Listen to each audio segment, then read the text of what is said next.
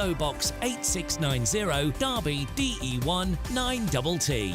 UK only. Entrance must be 18 or over. Lines close at 5 p.m. on the 30th of August. Please check the closing time if listening or watching on demand. Good luck.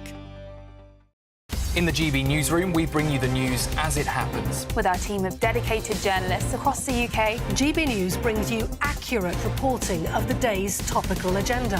When the news breaks, wherever and whenever it's happening, we'll be there. This is GB News, the People's Channel, Britain's news channel. Hi there, I'm Michelle Dewberry, and I'm going to take a second to tell you all about my show, Dubes & Co. We start off with the issues of the day. We then bring in both sides of the argument. We get rid of the disrespect. And then you throw me into the mix. And trust me, I'll tell it exactly how it is. And then, of course, the magic ingredient, you at home. We mix it all together, and what have we got? In my opinion, the best debate show in town. Monday to Friday, 6 till 7 on GB News, Britain's news channel. I'm Patrick Christie's. Every weeknight from 9, I bring you 2 hours of unmissable, explosive debate and headline-grabbing interviews. What impact has that had? We got death threats and the bomb threats on. As time passes, she could have said storm. You made my argument for me. My guest and I tackle the issues that really matter with a sharp take on every story. It went everywhere. Something practical could be done. Or I can become something different. Patrick Christie's tonight from 9 p.m. only on GB News, Britain's news channel.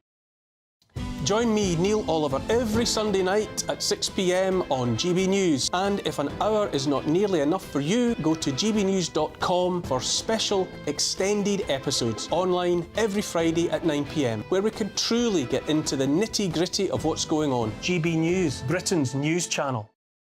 If you want your news to be straight talking... This is the nightmare for the Conservatives again. Down to earth. It's not just Nottingham where this is happening, is it? And most importantly, honest. Hard-working, middle-class taxpayers, they'll get their book thrown at them. Then catch me, Martin Daubney, Monday to Friday, 3 till 6 p.m. on GB News, Britain's news channel.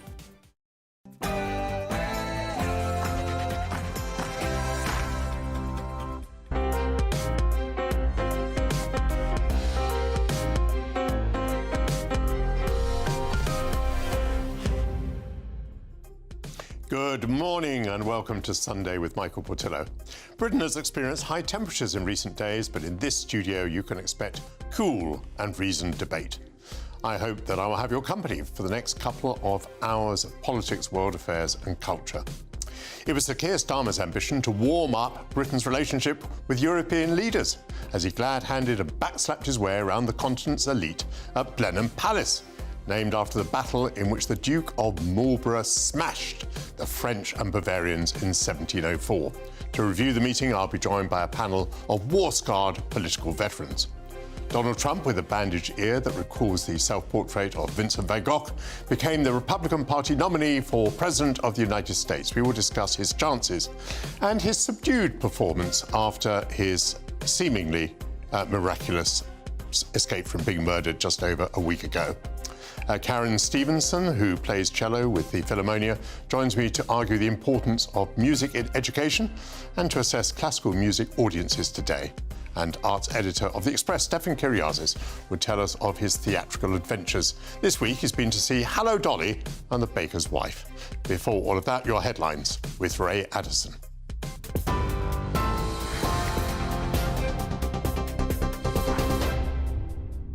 Thanks, Michael. Good morning. 1 minute past 11, our top stories. Well, in the United States, Donald Trump says nobody warned him of a possible threat in the moments before he was shot by a gunman in Pennsylvania. In an interview with Fox News, the Republican nominee said the lack of information was a mistake and the event should have been delayed. It comes as the Secret Service faces questions over how the would-be assassin was able to wander outside the security perimeter before taking his position on a roof, even after local officers had reported him acting suspiciously. Nobody mentioned it. Nobody said there was a problem. And I would have waited for 15. They could have said, let's wait for 15 minutes, 20 minutes, 5 minutes, something. Nobody said, I think that was a mistake. How did somebody get on that roof? And why wasn't he reported? Because people saw that he was on the roof. Well, meanwhile, Kamala Harris is insisting that President Biden will win the US election, despite continuing pressure from fellow Democrats to stand aside. The VP was making the case to stick with the 81-year-old even as some big money donors expect him to end his campaign. She's increasingly being seen as a possible replacement for her boss, though former House Speaker Nancy Pelosi is understood to be calling for a competitive process to select a new nominee.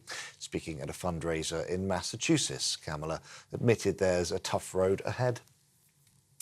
Back here, the Chancellor says she's hoping to boost our pension pots by £11,000.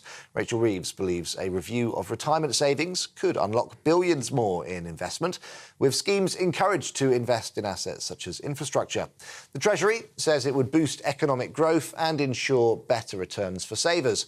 Ms Reeves is due to chair a meeting with the pensions industry on Monday. James Murray is Exchequer Secretary to the Treasury. He told us that smarter investments can help grow the economy.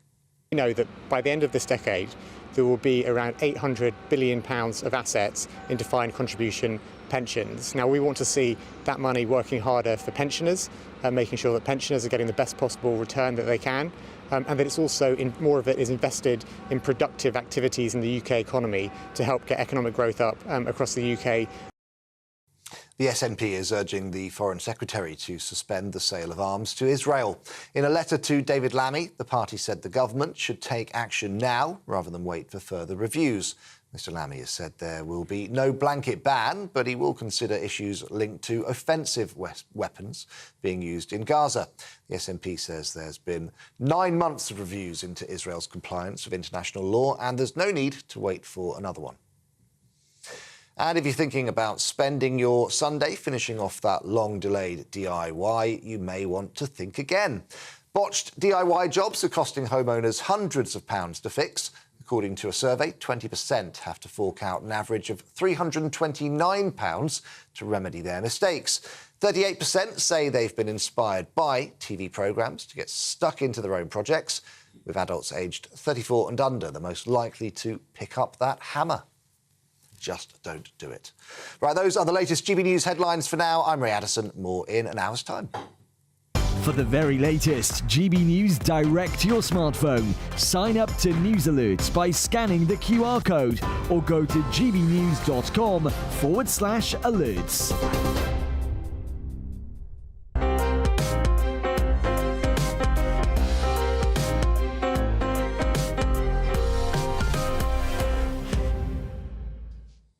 Thank you very much, Ray Addison, and welcome back. The new Labour government's legislative ambitions were announced in the King's Speech.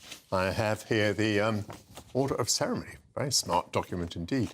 The right-wing press saw the approach in the King's Speech as heavy-handed statism. Certainly the railways are to be renationalised, taking us back to the 1970s, and we are to have a government company called Great British Energy, recalling the British National Oil Corporation, again, of the 1970s. Now, is nationalisation likely to be any more successful in the future than it has been in the past? Is the government any better now at picking winners than it was during the days of Harold Wilson and James Callaghan? I'm joined now by today's panel to unpick this from Westminster and beyond. So I've got Giles Kenningham, who once ran communications for the Conservative Party, Bill Rammell, a former Minister of State in Labour government, and Norma Baker, who was a Liberal Democrat Minister of State in the coalition government. Welcome, everybody. Bill, why should nationalisation be any more successful in the future than the past? Well, firstly, I think the public back it. If you look at rail renationalisation as an example, 76% of people support it because they want better regulation. They want the interests of consumers put ahead of the interests of shareholders. But it's about getting the structure right. Undoubtedly, this Labour government is more interventionist in the state than certainly the last Conservative government. I actually think more so than the last Labour government. And I think it can deliver. But the key is going to be getting the management right and good management practices, not a preserve of the private sector. And also, I think it's fair to say that the public sector generally is transformed from what it was in the 1970s. So I think the omens are good. If I do have one reservation, particularly looking at rail privatisation, it's how we get the capital injections into the infrastructure in the public sector, where traditionally the Treasury, under successive governments, has not prioritised that. That's going to be a burden and a challenge to overcome. Norman, when the railways were privatised, and I was a minister at the time, 700 million passenger journeys were made every year. And just before the pandemic, that had risen to 1.7 billion.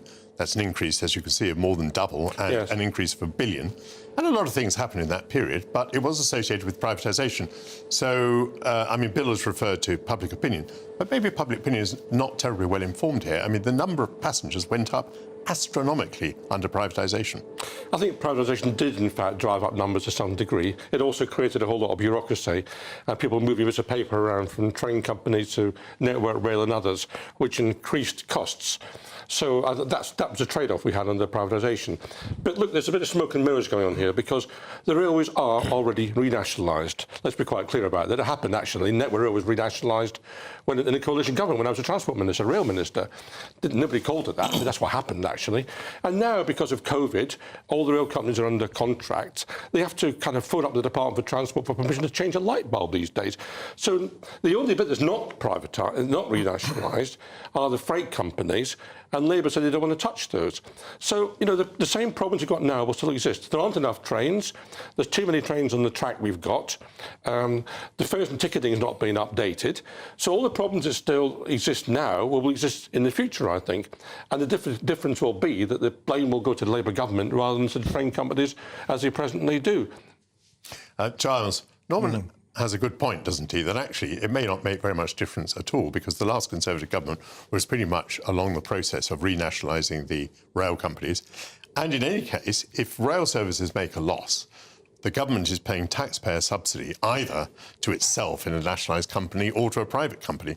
You know, the idea of sort of profit and competition, they're very limited within the rail sector. Yeah, and if it doesn't make any money, then you're going to see having basically political priorities coming into play. So, you know, railways competing with the NHS and welfare. So will it actually make any difference with what's going on already? And as Norman said, the government had to step in under COVID.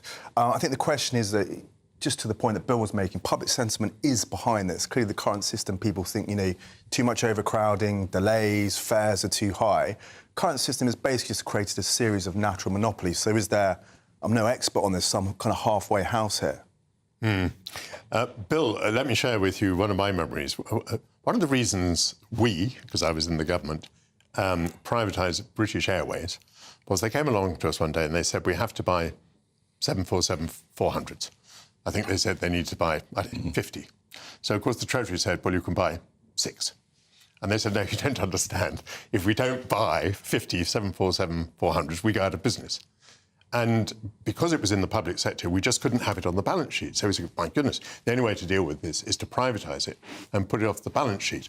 What I don't quite understand is why Labour wants to put all this investment on its balance sheet. It's not going to help. Well, I think that is a challenge, and that's what I was referring to with the, you know, the potential restriction on capital investment. But I think a better example is actually Great British Energy, where it's actually about a partnership with the private sector. You know, an investment of £8.3 billion by the government, but to leverage significant private investment. And what I've been struck by is the number of private energy companies who've come out vocally backing the creation of Great British Energy, because the move gives security and commitment about the longer-term move towards decarbonisation, which was significantly rowed back under Rishi Sunak's government. So I think it's about the balance being shifted. You know, we're not going to renationalise everything. We wouldn't want to do that. We certainly can't afford it. But there is going to be a greater role for the state than there has been in the past. Norman, I too have been struck by what Bill's just said, the number of private sector energy companies that have come out in favour of Great British Energy. However, if you're going to create a public sector company, it must be because you want to skew the market. It must be because you want to use taxpayer funds to do something that the market wouldn't otherwise do.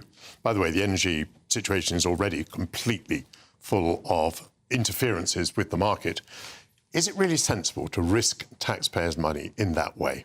Well, I don't know if it risks taxpayers' money. I mean, I think there are a number of issues here. One is having an energy strategy and be clear where we want to be in 10 years' time, which hasn't been the case recently. It's also about making sure that there's a strategy to bring bills down, and I happen to think that renewable energy being very cheap relative to nuclear, for example, or to fossil fuels, will actually, in the end, produce cheaper bills. I also think in terms of climate change, moving towards energy efficiency, which we don't talk about very much, and renewable energy will actually be beneficial to the country's net zero ambitions, which, of course, all parties, I'm not sure about reform, but Tory, Labour and Lib Dem parties are signed up to. So I think the creation of Great British Energy is actually a sensible move. And actually what governments should do, I think, they shouldn't replace the market. This is a Liberal Democrat point of view. They don't replace the market. What they do is they give incentives to the market to move in the direction in which the elected politicians want them to go. And I think that's what's happening with Great British Energy. Giles, what is the point of heading for net zero when China is not going at the same pace, when China is continuing to develop coal mines, has not committed itself legally to net zero? What is the point of sacrificing so much ourselves? I think the issue with Miliband's reforms, it looks like they're going to go too far, too fast. I think 75 to 80% of our energy needs still come from oil and gas. I think we've got 100,000 jobs which are reliant on the sector. And when this government's going, we're going for growth, we're going for growth, I can see at some point some huge inherent tension between the Treasury and Miliband, where Miliband may be the first casualty where he has to step down. The problem is with these reforms is in practice, in theory, they look good, but actually we haven't got the infrastructure of clean green energy to reach this target of decarbonising the grid by 2030. So I think, yeah, it's too far, too fast. It needs to be a lot more incremental. And to your point, we could just be in a situation where we're having to rely on foreign dictatorships to get some of our energy supply, which, you know, we've already seen the issue there. Bill, extraordinary was it not, I thought, in the first week to see a government talking about growth being its fundamental principle, but effectively shutting down the North Sea, saying that it was going to interrupt the issuing of licences, which had already been partly agreed. Why close down the North Sea when, for the time being, we're going to have to import energy? But we're not closing down the North Sea. You know, fossil fuels, oil and gas are going to continue to be part of the mix for decades to come. What Ed Miliband was saying we're not going to do is licence new fields and new drilling. But why not, Bill? Because we do need, if we're serious about meeting our climate change targets, then I think that is the right way forward. But the point about the link with growth. I saw some research recently that across the globe, if you just doubled the proportion of renewables as part of the energy mix by 2030, it would create a net 9 million jobs. Now, you know, that's the route that we're going to be going down within the UK, and I think it's consistent with wanting to boost our economic growth track record. Norman, to you, the last point, talking there about creating millions of jobs. But what we do know is there are jobs in the oil industry and there won't be as many because the licensing is being interrupted. And unfortunately, what we're seeing in the renewable sector is that many of the jobs are in China. We are bringing all the way across the world the equipment to build turbines in the North Sea, and that's not good for the planet either. Well, we don't have to do that, and there is domestic productivity which does exist here. But actually, I think Bill's point is right, that ultimately you can end up with renewables producing a lower cost to the energy user and a better growth for the economy. And you know, there are already occasions when most of the energy, 52, 53%, is derived from renewable sources. That's happening now on certain weeks. So we're quite a long way along that track. But in terms of the future investment in the North Sea, you know, I would say this, you know, doubling down on the production of typewriters when everybody's buying laptops isn't actually a very sensible idea. Thank you very much to Bill Rammell, Norman Baker and Giles Kenningham. You're going to join me again, aren't you, in the second hour, and we're going to be talking about the meeting that Keir Starmer had with European community leaders. Coming up shortly, Melvyn Bragg commented that more and more children are leaving primary school with no experience of music. Well, the cellist Karen Stevenson is going to be here to discuss the role of music in education and to share her story, so please stay with us. Cheers.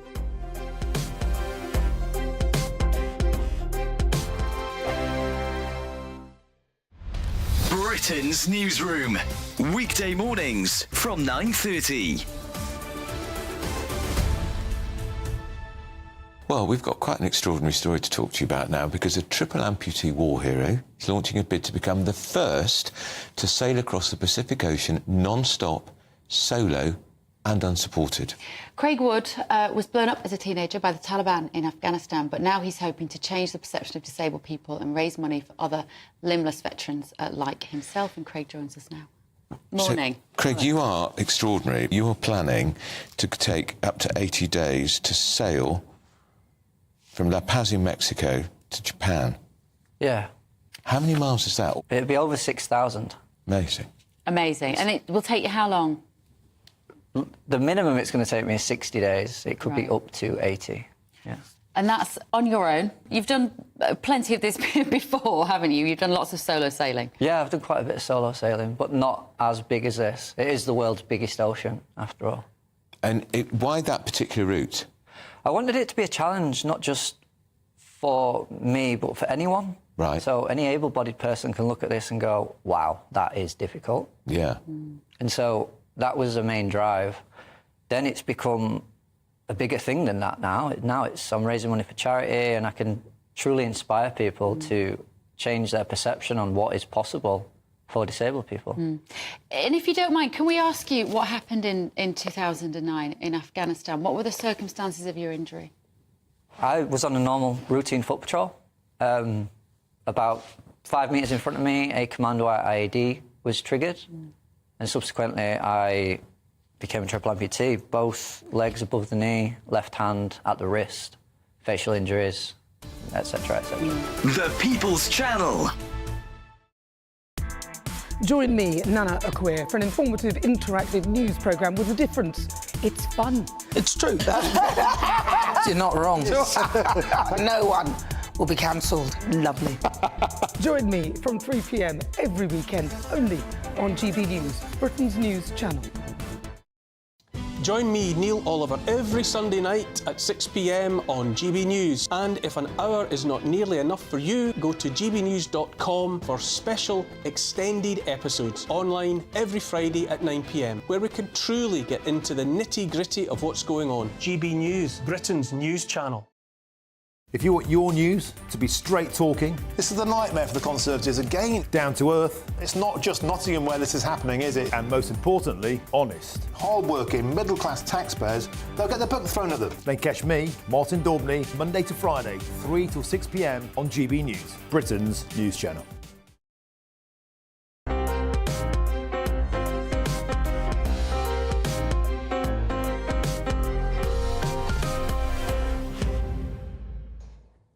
Karen Stevenson was born in Stoke-on-Trent and read music at Trinity College, Cambridge. She's played cello with many of the world's great orchestras under the batons of some of the most renowned conductors, and she joins me now to discuss her career and the importance of music in education.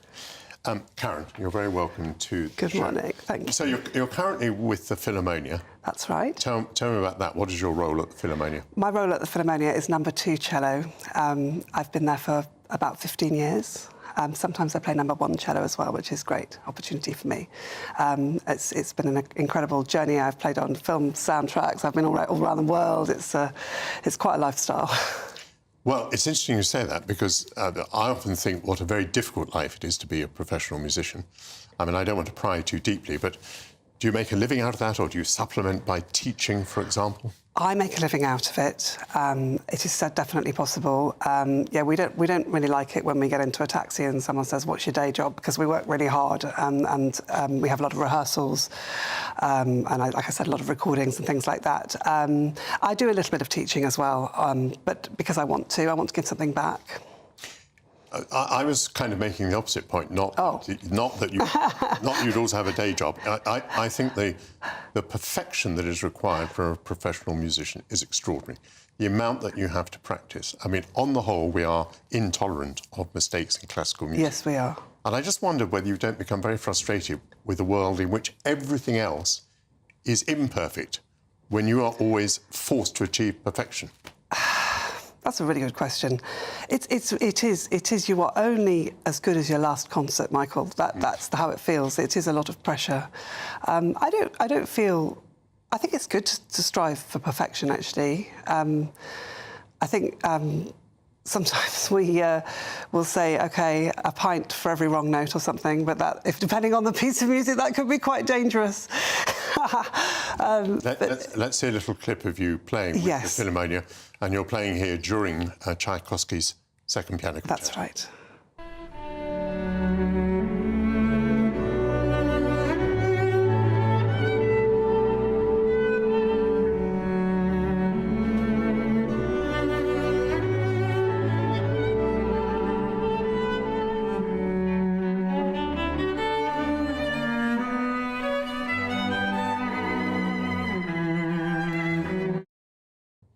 Are you happy with that performance? Yeah, I'm really happy with that. I'm really proud. What's the routine? How many hours a day do you have to practice? You have to practice much more when you're younger, I think, when you're learning. I think this is really important. And when you're at music college. I practice, I'm a busy, I'm travelling, I have a family. I can't practice as much as I used to, so you have to rely on your experience. I'm basically telling you that I don't do much practice, aren't I? I do practice. I practice when I need to, and I always play every day. Do you need to practice the piece that your orchestra is playing next? Yes, you have to look ahead, you have to plan. Yeah. And sometimes if you have a concerto or a solo thing coming up, you have to factor that in and look ahead, and you have to be very organised about your practice. I mean, I'm sure you're a brilliant sight reader, but you do actually have to practice the next piece, do you? We can sight read. The British musicians are really good at sight reading. We're taught very well. Your instrument is sitting there next to you. Yes. Tell me about that. This is Mark. He's got a name. He's actually looks quite old, but is actually a new cello. It was made in 2017, and I absolutely love him. He's named after the maker, who's also called Mark. but it's a really, really rich tone, as I hope you heard on the clip. Very even tone and very actually quite easy to play. It's like it doesn't fight you. Some cellos fight you. Because of the proportions, they might fight back on certain notes and things like that. But this is very even. Let's hear you playing Danny Boy, presumably on Mark. Yes, it's on Mark. Danny Boy.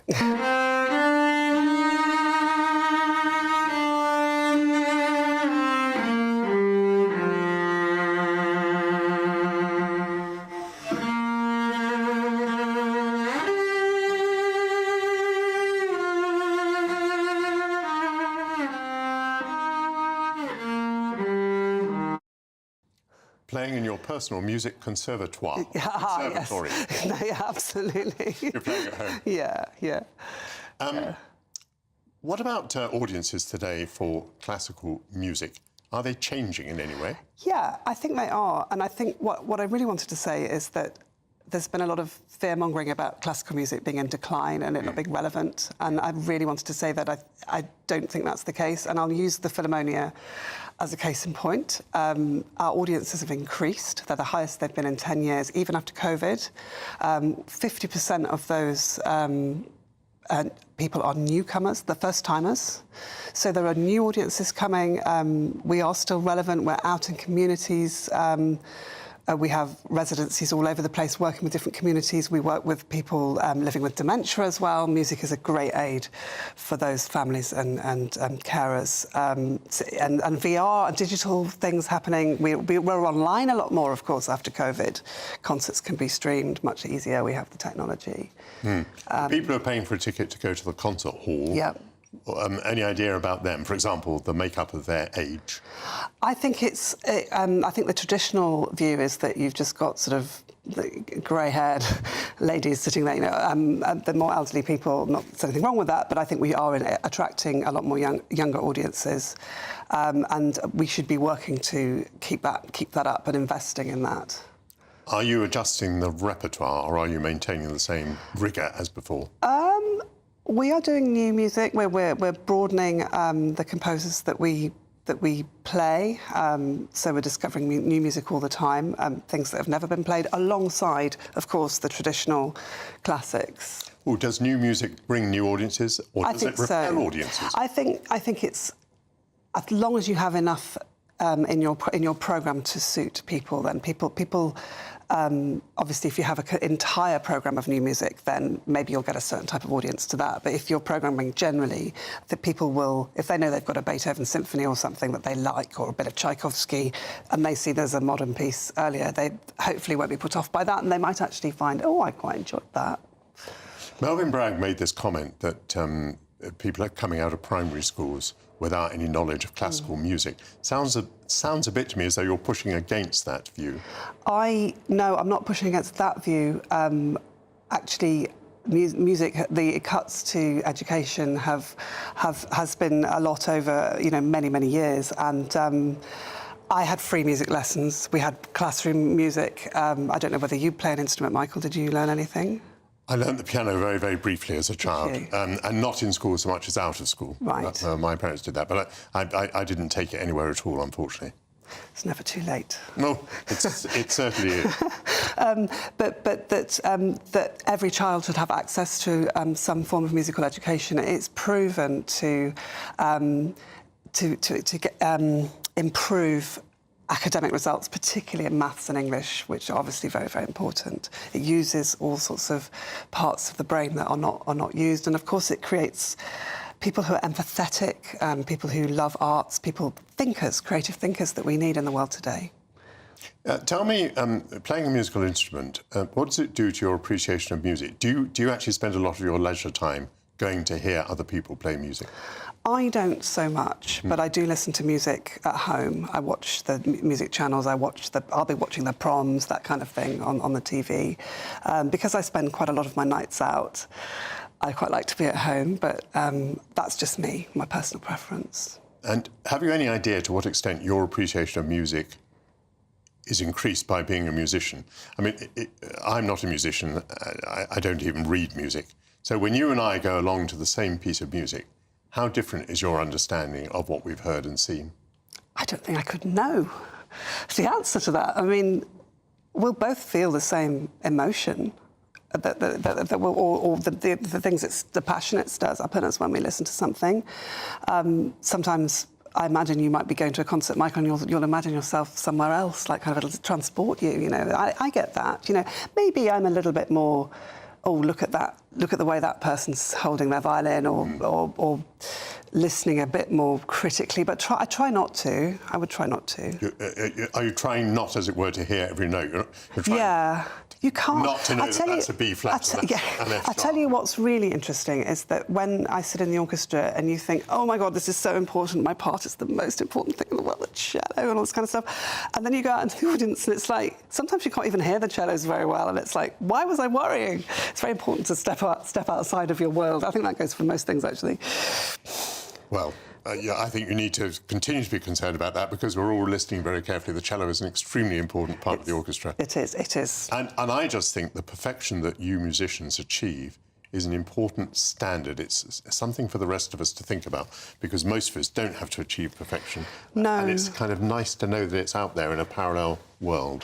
And also to appreciate music or to learn an instrument, even if you just... I mean, I have a couple of mature students who are beginners, and it's just so good for you to learn to feel the music coming out, to make that sound. You don't have to be a professional to appreciate it. Karen, thank you very much, and thank you for bringing Mark into the studio today. Up next, we'll discuss Donald Trump becoming the official Republican nominee, the assassination attempt, and Joe Biden's grip on the presidency. Jennifer Ewing will share her thoughts. Please stay with us.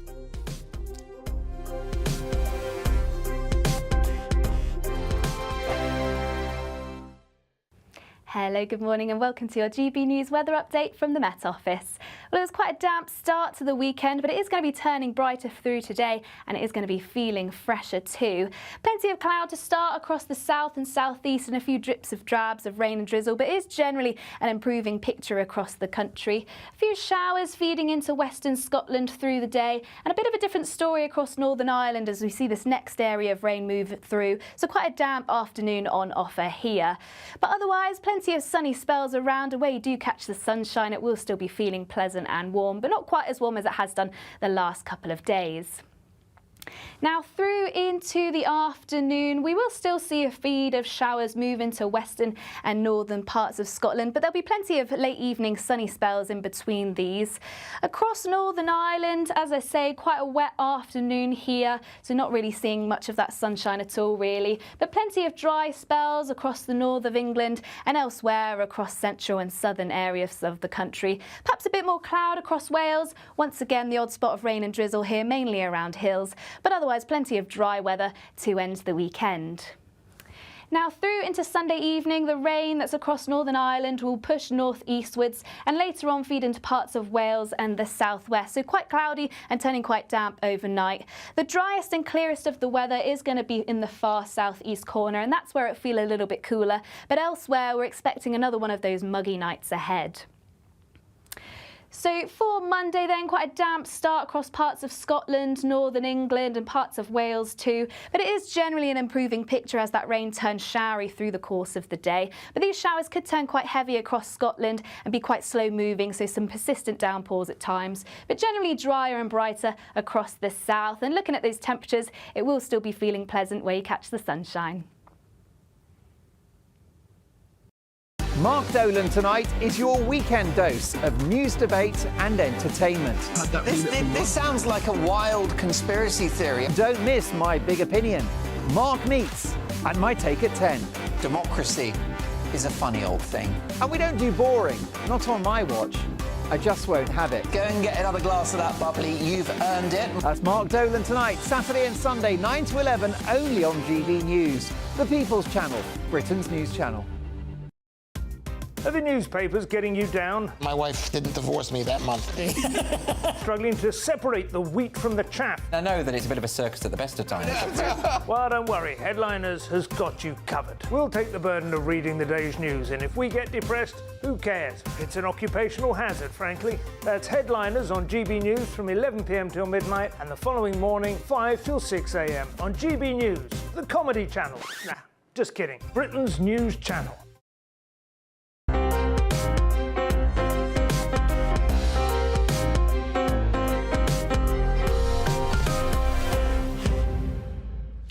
Welcome back. Well, a week ago, we were reeling from Donald Trump's very narrow escape from death when a bullet clipped his ear, and 3 other people were hit by bullets, one fatally at a rally in Pennsylvania. Trump's eventful week continued with his nomination as Republican candidate for the presidency. Joe Biden withdrew from public appearances, suffering from COVID, while senior Democrats urged him to stand down, arguing that he cannot beat Trump. Joining me to discuss the United States elections is Jennifer Ewing, spokesperson for Republicans Abroad. Jennifer, good to see you. Good to see you, Michael. Despite you being from Republicans Abroad, let's begin with the Democrats. I mean, I personally don't quite see how you get the toothpaste back in the tube, by which I mean now that Nancy Pelosi and Barack Obama and so many others have said that it's time to pass on the torch, I don't see how you get back from that because, you know, supposing Biden continues as the candidate, then Trump will always say, but Pelosi didn't want you to be the candidate, Obama didn't want you to be the candidate. Right. How do you get back from that? I mean, I'm somebody that even a year ago did not think Joe Biden would be the nominee come November 2024. So I think all that's happened is in the last few weeks after that debate that the media had to come clean and couldn't cover for him anymore. Once that happens, then different Democrats, as you mentioned, Pelosi, Obama, you know, have had to come out and, you know, because they don't want to risk their reputations. They don't want to risk their future, you know, well, I don't know if Pelosi has a future career, but they are now just saying, you know, the jig is up. So, however, Joe Biden and his close family, you know, his wife, his son Hunter, his brother and sister, and some very close inner circle people are standing their ground.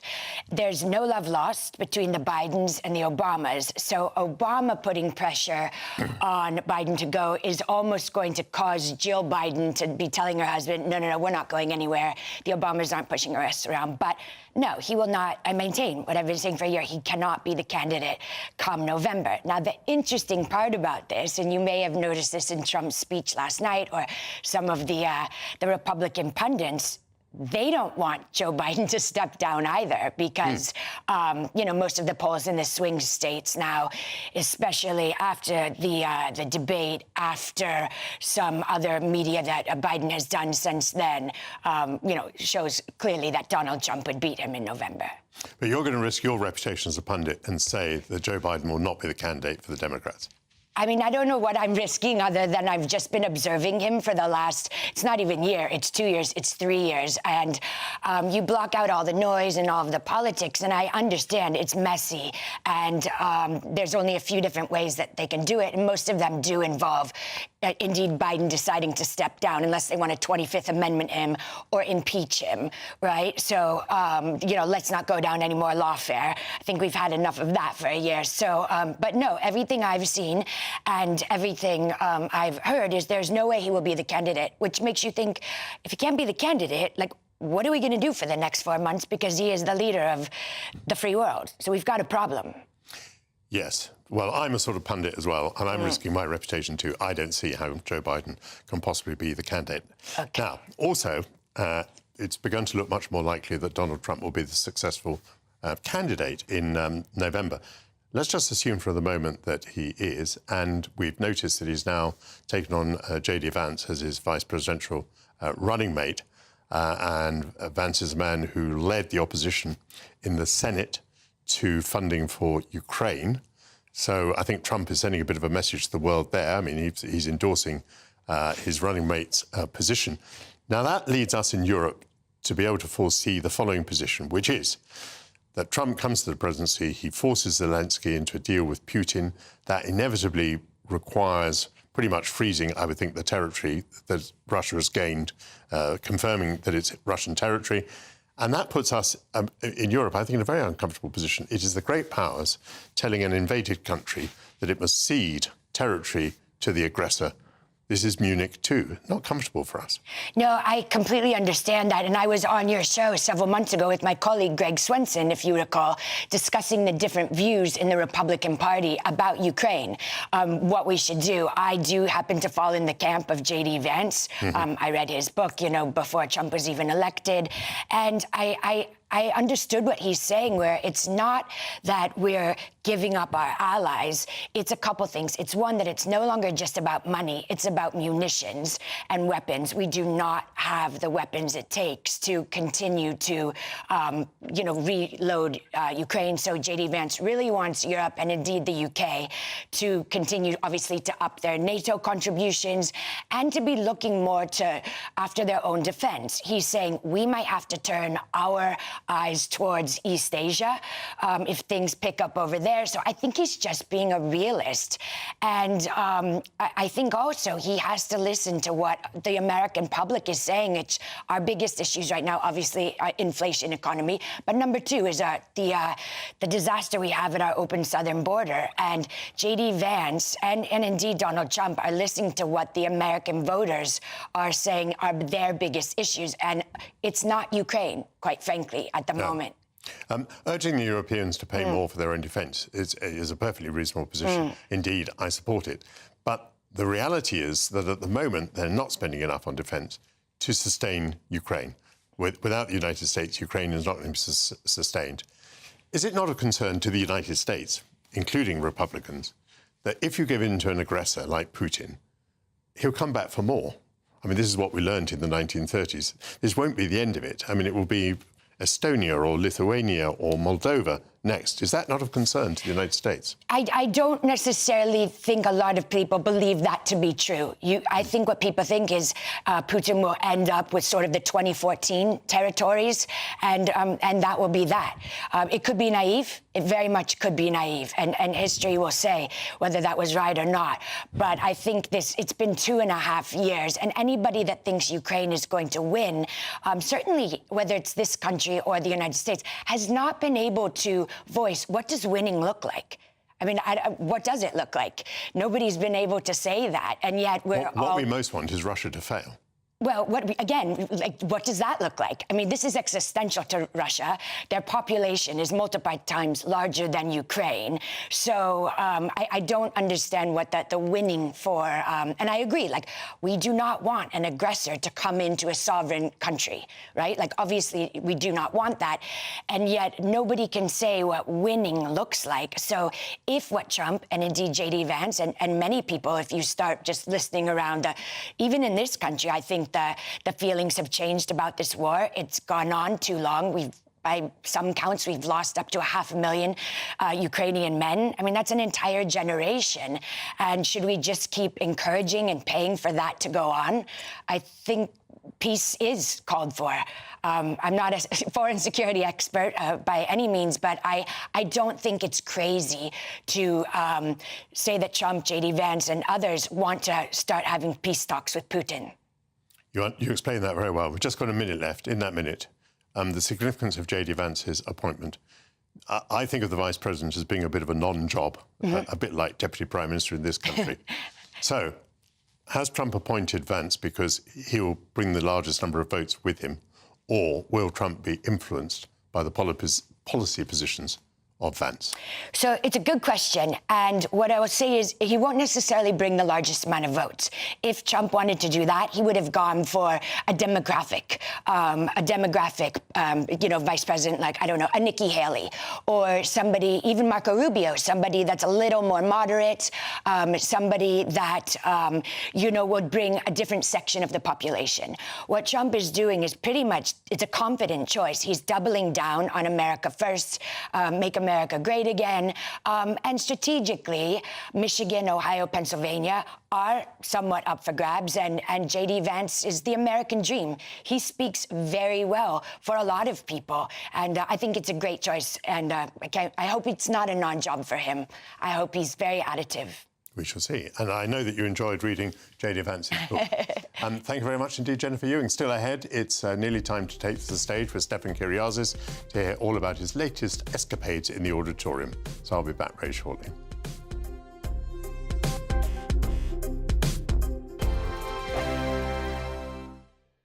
Tune in to Friday Night Live with me, Mark Dolan. GB News royalty with Your perfect start to the weekend. Lucky us. Feisty and fearless guests. Well, I'm a normal person, so ask me. Honest opinions. That raises more questions than a Gary Barlow tax return. And a few surprises along the way. Might be cold in this studio. That is Friday Night Live with me, Mark Dolan. 8 to 9, only on GB News, the People's Channel, Britain's news channel. GB News Breakfast, every day from 6 a.m. A new report suggests that Prince Harry is lonely in California and he's considering returning to Britain despite a seismic falling out with his father and his brother. But the question we're asking this morning is whether Meghan would come with her Prince Charming or whether Harry would perhaps be more welcome here if he came solo. Like Kinsey, we'll go to Kinsey Schofield live now in LA. Kinsey, we've got lots of time to talk about this and speculate this. We've got about 6 minutes or so to talk. But what's behind all of this? Where are these thoughts coming from? They're coming from royal author Hugo Vickers, and I don't know if you're familiar with Mr. Vickers, but he's written over 30 books about the British royal family. And he told The Sun that Prince Harry will ultimately return to the UK with his tail between his legs. He described the Duke of Sussex as angry and says Harry is genuinely petrified of losing his wife, Meghan Markle.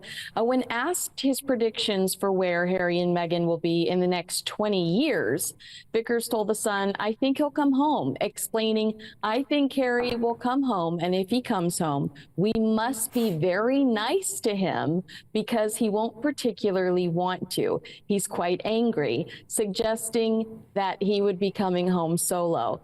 Vickers also said that Prince Harry looks slightly petrified of Meghan Markle and that King Charles has left the door wide open for Harry's return if and when he does decide to come back. I can only imagine the culture shock that Prince Harry has faced arriving there. This is a kid that has grown up in castles. GB News, the People's Channel. Good afternoon, Britain. Your lunchtime update on the stories that matter across the UK. From breaking news and insightful analysis, inspiring stories and lively debates. You're comparing yourself to a former Prime Minister. Which is it? Stay informed, stay updated, stay entertained. I just don't know how anyone would not want to be there. Every weekday from midday. We are Good Afternoon Britain, only on GB News. Britain's news channel.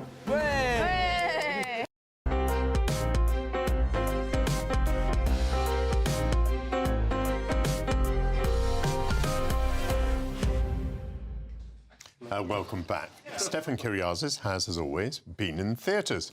He's here to tell us of his experiences.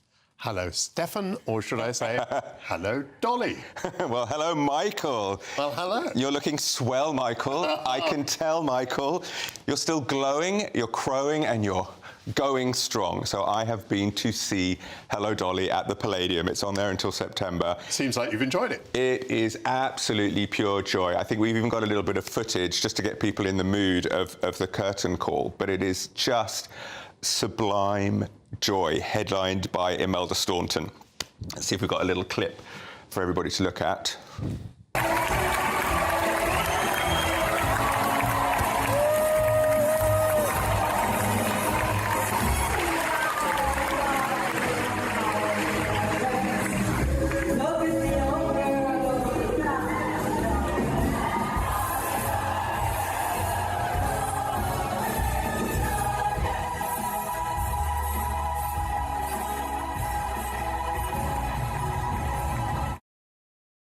So that looked like sort of pirate footage. That's my footage, because you could hear me going woo woo in the background. And you're allowed to do that during yes, absolutely the curtain call. Theatres have cottoned on that. It is very useful for people to share these sorts of things, so they don't tell you off anymore. During the curtain call, they were singing some of the good choruses again. So it was a great show, was it? It's a feel-good show? Absolute bliss. So 1964 musical, music and lyrics by Jerry Herman. 1969 famous Barbra Streisand film. But it's been played by Carol Channing, Ethel Merman, Bette Midler, all these people, Danny LaRue, all these people have done it over the years. Imelda Staunton is perfection. I mean, Streisand was kind of playing a bit too old for the role. She's supposed to be a mature widow. So the joy of the show, it's so traditional, but you have an old woman leading the show, and then Irene Malloy, who's another slightly younger widow in New York, the hat maker. They're these two strong, older, independent women leading a show. Brilliant. But on the other side, completely conventional theatre, old-fashioned, traditional. The numbers, Put On Your Sunday Clothes is the big number in Act 1, and you can see how excited I was. It just builds and builds. It's sumptuous. Orchestration's gorgeous. Masked voice is gorgeous. Big train, kind of cut-out train, fills the stage. They all climb on board. We went nuts. People were cheering all the way through the show. It's absolutely gorgeous. But Imelda Staunton can also, there's quiet moments, which she can do with age, experience, talent. There's a beautiful song, Love Look in My Window. You get the sense of her love for her previous husband. So it's so much more textured, but it's also just glorious. It builds towards the end. You get the big Hello, Dolly number, and the whole she did there. Wow, wow, wow, fellas. Look at the old girl now. Staunton is 68, I think. She's 5'0", but she fills the stage and she turns up at the Harmonia Gardens, is the big kind of farcical climax of the show when everything comes together. And she stands at the top of that staircase. And it was a bit like, you'll know, going to the ballet or the opera. The audience kept applauding through the show. She stood there. There was a moment. We all felt such joy. It's glorious. And I've seen, very unusually, across the board, critics, 5 stars, some 4s, but 5 stars, especially from some of the publications that are a bit more kind of snooty sometimes about musicals and traditional shows. It's just do it well. It's filled with heart. It's still filled with life and experience, but it's glorious, glorious, glorious. It's a traditional show, but it's done superbly. It's done professionally. Yeah. And you're making me think, you were here last week talking about The Merry Widow at Glyndebourne, which I went to see last night. And it was much the same thing. I mean, musically, it doesn't rate, to me, much higher than a musical, but the professionalism of the delivery, the joy of the cast, therefore the joy of the audience, the absolute charisma of Daniel Denis singing and dancing in the main role. absolutely superb. So just to recollect that. Yeah, and it's a global. By the way, how long does Hello Dolly? That's on until September the 14th. And I would say there's been some bumpy, like My Fair Lady, sort of traditional musicals have sort of wobbled quite a bit recently, even The King and I a bit. This one nails everything. I cannot recommend it highly enough. I came out humming and beaming for the rest of the night. OK, we've still got time for you to talk about... We have. Now, the second one is The Baker's Wife, complete opposite. Small show at the Meunier Chocolate Factory. And again, we've got bootleg illegal footage of me, I think, just to give... Because you need to see the setting of this place. It's completely incredible what they've done in a small space. Hopefully we've got a little bit of my illegal video again.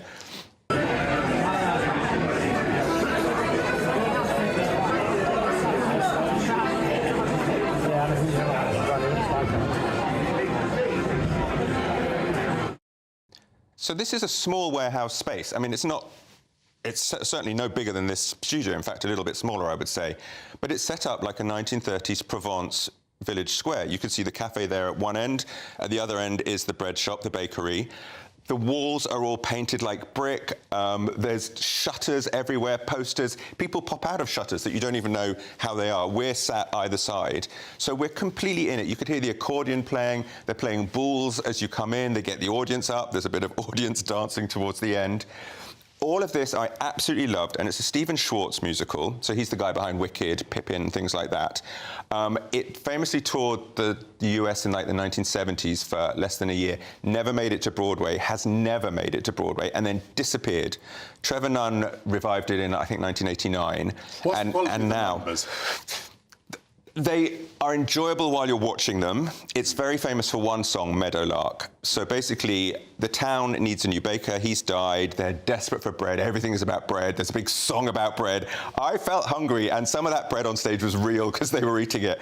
So all of the early setup is joyous. And the new baker arrives. He's much older, played by Clive Rowe.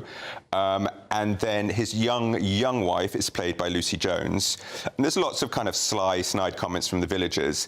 But it's still kind of joyous and fun until the marquis of the village, who has 3 nieces, comes along with his manservant who sweeps her away. And then for me, I didn't like how the story turns. I don't think it works anymore in a modern day. It's a little bit misogynistic. I don't like... In terms of stars, how many would you give it? It's sort of... I didn't like this. It was kind of 5 for the setting, staging, stunningly done, and the performers, 2-ish for the story. So I hovered in at a 3 in the end. But it's still, the Meunier is a joyous place. Tickets aren't crazy expensive, and my guest and I loved the experience. Marvellous. Well, thank you very much. So, hello, Dolly and the Baker's Wife, and thank you very much to Stefan.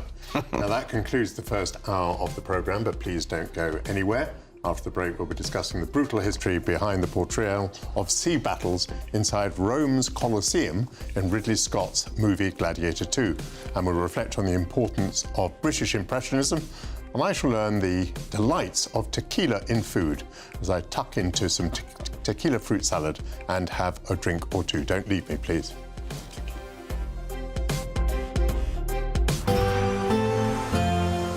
A brighter outlook with Box Solar, sponsors of weather on GB News. Hello, good morning and welcome to your GB News weather update from the Met Office. Well, it was quite a damp start to the weekend, but it is going to be turning brighter through today and it is going to be feeling fresher too. Plenty of cloud to start across the south and southeast and a few drips of drabs of rain and drizzle, but it is generally an improving picture across the country. A few showers feeding into western Scotland through the day and a bit of a different story across Northern Ireland as we see this next area of rain move through. So quite a damp afternoon on offer here. But otherwise, plenty of sunny spells around. Where you do catch the sunshine, it will still be feeling pleasant and warm, but not quite as warm as it has done the last couple of days. Now through into the afternoon, we will still see a feed of showers move into western and northern parts of Scotland, but there'll be plenty of late evening sunny spells in between these. Across Northern Ireland, as I say, quite a wet afternoon here, so not really seeing much of that sunshine at all really, but plenty of dry spells across the north of England and elsewhere across central and southern areas of the country. Perhaps a bit more cloud across Wales. Once again, the odd spot of rain and drizzle here, mainly around hills, but otherwise plenty of dry weather to end the weekend. Now through into Sunday evening, the rain that's across Northern Ireland will push north-eastwards and later on feed into parts of Wales and the southwest. So quite cloudy and turning quite damp overnight. The driest and clearest of the weather is going to be in the far southeast corner, and that's where it'll feel a little bit cooler. But elsewhere, we're expecting another one of those muggy nights ahead. So for Monday then, quite a damp start across parts of Scotland, northern England and parts of Wales too. But it is generally an improving picture as that rain turns showery through the course of the day. But these showers could turn quite heavy across Scotland and be quite slow moving, so some persistent downpours at times. But generally drier and brighter across the south. And looking at those temperatures, it will still be feeling pleasant where you catch the sunshine. That warm feeling inside from Boxed Boilers, sponsors of weather on GB News.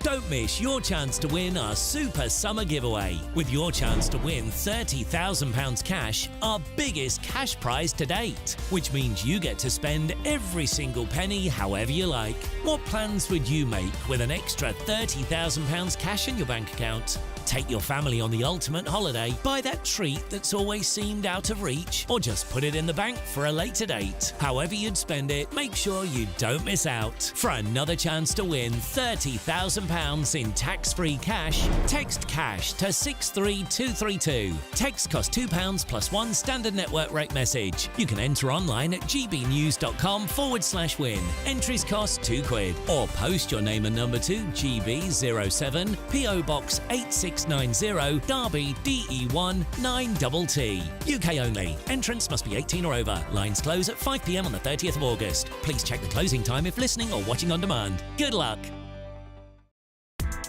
Join me, Nana Akweer, for an informative, interactive news programme with a difference. It's fun. It's true. You're not wrong. No one will be cancelled. Lovely. Join me from 3 p.m. every weekend, only on GB News, Britain's news channel. Join me, Neil Oliver, every Sunday night at 6 p.m. on GB News. And if an hour is not nearly enough for you, go to gbnews.com for special extended episodes online every Friday at 9 p.m, where we can truly get into the nitty-gritty of what's going on. GB News, Britain's news channel. Every Saturday, 10 till 12, we'll bring you all of the news that you need to know. We'll also remind you that there is so much to smile about. It's my favourite time of the week. I get to relax, enjoy some light-hearted stories, and let Ellie teach me about fashion too. That's Saturday Morning Live, every Saturday, 10 till 12. Only on GB News, Britain's news channel.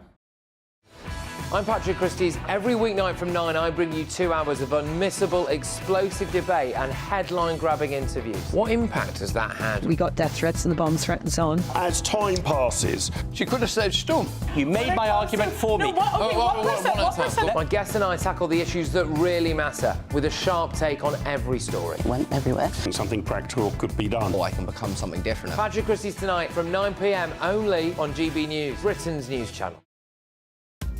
Are the newspapers getting you down? My wife didn't divorce me that month. Struggling to separate the wheat from the chaff? I know that it's a bit of a circus at the best of times. Well, don't worry, Headliners has got you covered. We'll take the burden of reading the day's news, and if we get depressed, who cares? It's an occupational hazard, frankly. That's Headliners on GB News from 11 p.m. till midnight, and the following morning, 5 till 6 a.m. on GB News, the comedy channel. Nah, just kidding. Britain's news channel.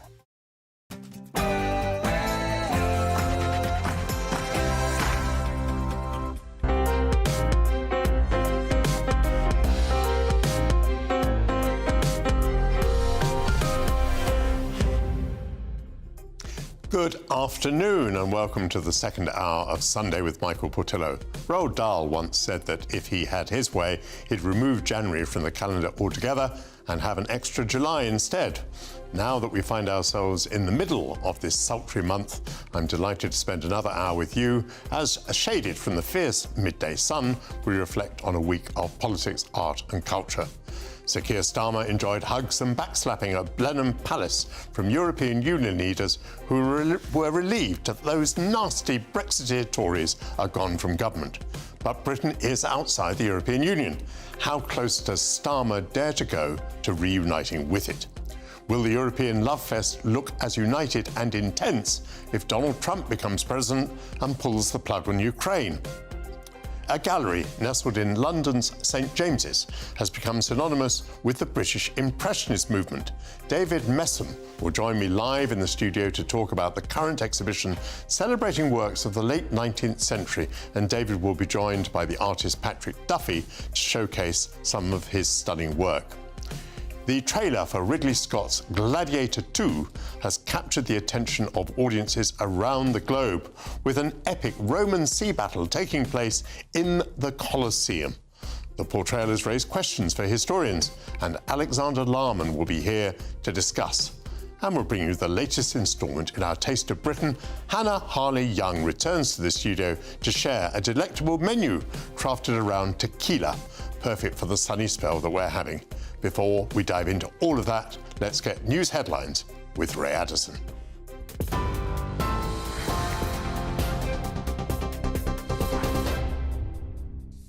We've made it to midday, 1 minute past our top stories. In the US, Donald Trump says nobody warned him of a possible threat in the moments before he was shot by a gunman in Pennsylvania. In an interview with Fox News, the Republican nominee said the lack of information was a mistake and the event should have been delayed. Comes as the Secret Service faces questions over how the would-be assassin was able to wander outside the security perimeter before taking his position on a roof. That's even after local officers had reported him acting suspiciously. Nobody mentioned it. Nobody said there was a problem. And I would have waited for 15. They could have said, let's wait for 15 minutes, 20 minutes, 5 minutes, something. Nobody said, I think that was a mistake. How did somebody get on that roof? And why wasn't he reported? Because people saw that he was on the roof. In his first rally since that assassination attempt, Donald Trump told supporters he took a bullet for democracy. He appeared alongside his VP running mate, J.D. Vance, in Michigan, their first joint appearance.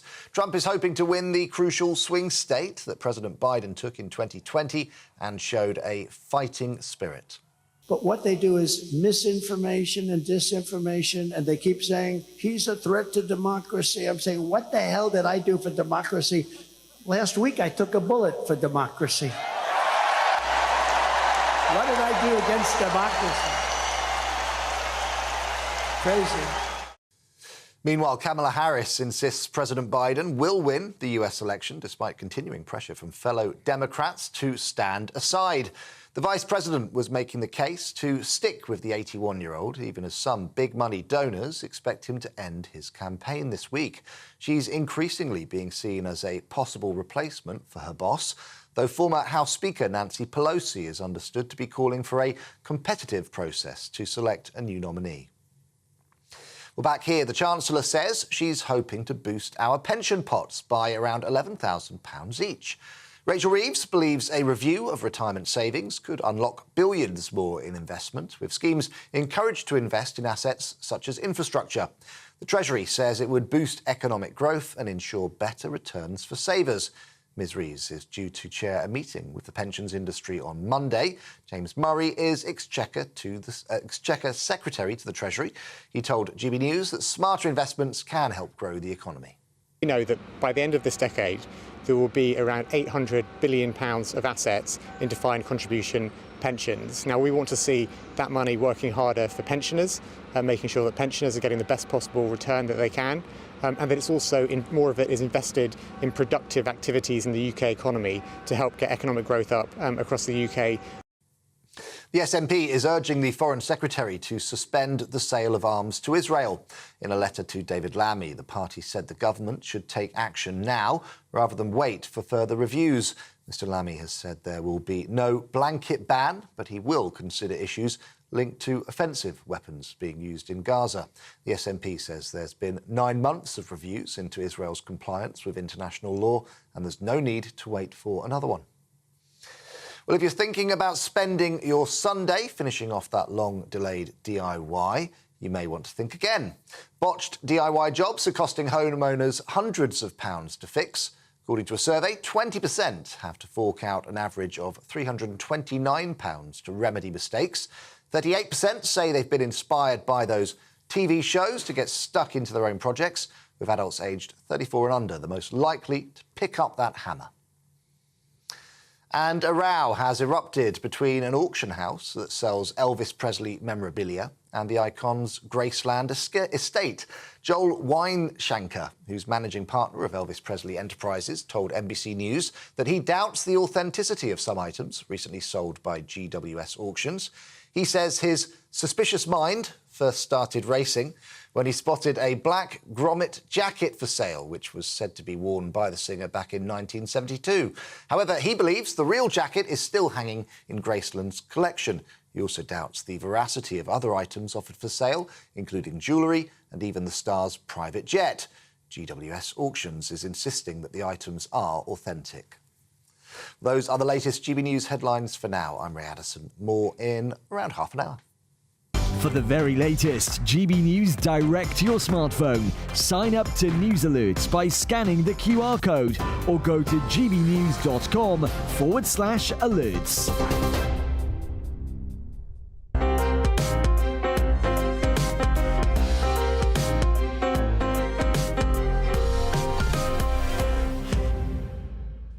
Thank you very much to Ray Addison and welcome back. Following the King's speech at the state opening of Parliament on Wednesday, the Prime Minister, Sir Keir Starmer, hosted a European Political Community Summit at Blenheim Palace. With the exception of the Hungarian leader Viktor Orban, who recently met Vladimir Putin, European leaders put on a show of determination to stand alongside Volodymyr Zelensky, who was also present. But if a newly elected President Trump pulls the plug on US aid to Ukraine, may we soon see Ukraine forced to make peace with Putin, surrendering territory to the aggressor. Will we Europeans be parties to a shameful carve-up, a new Munich? With me now is my panel, the former head of press at Number 10, Giles Kenningham, former Liberal Democrat Minister Norman Baker, and former Labour Minister Bill Rammell. Before we turn to the Munich question, Norman, Keir Starmer is trying to get closer to Europe again. What is the space that he has to get closer to Europe? He's not going to rejoin the European Union. What does he dare to do? How close can he go? Very little, I'm afraid. He's ruled out a whole range of things before the election, including the single market and the customs union. There's not much left, and the European Union is not going to bend over backwards to say, have all these things and we'll take nothing in return. It isn't going to happen. So you might get some deal with some students attending universities in the European Union countries. You might get some tweaking of trade rules affecting agricultural goods or whatever, but it's going to be nothing very much at all. And I think he's missed a trick because I think the British public was ready to go slightly further than he is. The vote for, of course, to leave the European Union was 52-48, but a lot of people who voted to leave actually wanted a closer relationship than the one that finally emerged. They wanted us still to be in the single market, for example, as Mrs Thatcher famously did in the 1980s. So I think he's shut off some doors unnecessarily and he's got no room for manoeuvre. Interesting. Bill, what do you make of that assessment? And in particular, do you think there's more room than Norman is saying? I think there is room for manoeuvre. The centrepiece is going to be defence and security cooperation, leveraging Britain's position as a global security superpower to win us friends and influence within the European Union. I think that will come in the field of migration, where we've got a mutual interest in tackling the problem. I think that can get us a better returns agreement with the European Union, practical access to the remit of the Dublin Convention, so we can return people to first country of entry. I think there are possibilities around mutual recognition of professional qualifications, the chemicals industry, where I think we can get a better deal, and agriculture. So I think there is room for manoeuvre. Personally, I think Brexit is the biggest act of national self-harm we've ever inflicted on ourselves as a nation. And this is where I differ with Norman, it is a reality. There is no going back. We couldn't countenance that. I think people would be electorally. Electorally, given the referendum results. But we can get closer. We can get closer alignment where it's in both our interest and the European Union's interests. And I think that is what Keir is targeting. The reaction and the mood music from fellow European governments this week was extremely positive. Giles, Norman makes the point that the European Union partners would want something in return for anything that we are given. Now, for example, on migration, if we're to have more illegal migrants return to the continent, they will probably require us to participate in some sort of burden sharing with the European Union. Can you imagine that going down well with the British people? An announcement that we have to accept X thousands of people, not who'd arrived on these shores, but because we're part of a deal with European partners. No, and let's be clear, Starmer's got no mandate for this. He's ruled out going back into the customs union. He's ruled out the single market. He's ruled out another referendum, although previously he has advocated for this and he's flip-flop. But no, he's got no mandate for this. So I think, to Bill's point, I do agree that on issues of defence and security, it seems eminently sensible, given the level of volatility in the world, for some form of cooperation. I don't think we need to oppose them just for the sake of opposing them, and we should have a constructive relationship. But anything moving towards what we previously had is just not pragmatic or possible, and he hasn't got the mandate for it. Norman, it was a particular moment. Keir Starmer had recently been elected. There was a fantastic attendance from European nations, well beyond the European Union. Everyone, as I say, with the exception of Viktor Orban from Hungary, was there alongside Vladimir Zelensky. But my goodness, the reckoning is coming soon, isn't it? Because if Trump wins the presidency in November, his policy on Ukraine will be completely different. I gave to you this scenario that we might need to be, as Europeans, parties to a new Munich agreement. How do you feel about that? Well, very reluctant, and I imagine most people in this country do, especially the effort we've made to support Ukraine. I mean, the reality is that Ukraine is suffering tremendous losses in terms of people, in terms of infrastructure, everything else, really, way of life. But so are the Russians. The Russians are suffering huge losses in manpower. They're also burning through their Soviet-era tanks and other artillery at a rate of knots. They haven't got very much left. And I think both sides are just hanging on in this kind of no man's land almost until they get to the American election to see what happens. My guess is if Trump is elected, then there will be an isolationist strand from the US, and the Europeans will have to make their mind up at that point whether they're going to redouble efforts and with more cost to support Ukraine, or have to accept the reality of what you suggested, which is some sort of dreadful Munich agreement. On the other hand, if the Democrats can somehow pull themselves together, then Russia may take the view at that stage that they've got 4 years of American president who's not on their side, and then they would be willing to come to the table at that stage. Bill, what's your reaction? Am I exaggerating when I talk about a new Munich? In particular, I'm referring to the sense of shame that we may feel if once more the great powers tell an invaded country that it must settle with the aggressor. That would be a huge shame, and I really hope that we don't get there. Look, I'm not going to deny that I think Donald Trump presents real risks to NATO, to global security and to the future of Ukraine. However, if you look to his last period, I desperately hope even at this stage that the Democrats can pull themselves together. Joe steps down as the candidate and we get a better candidate, better able to beat Trump. But, you know, if it comes to Trump, look at his record the last time he was in power. The actions didn't always match the rhetoric. And what's going to be critical, if that does come to pass, is that Europe, with Canada, with Australia, with the UK leveraging its global security position, is absolutely steadfast in support for Ukraine, support for NATO, and hopefully prevailing in the discussions that take place with the Trump administration. But there are risks. Giles, I think, as it were, rhetorically, we're going to remain, robust and alongside Ukraine. But it isn't about rhetoric, it's about munitions. Yeah. And the Europeans don't have the munitions if the Americans decide to step aside.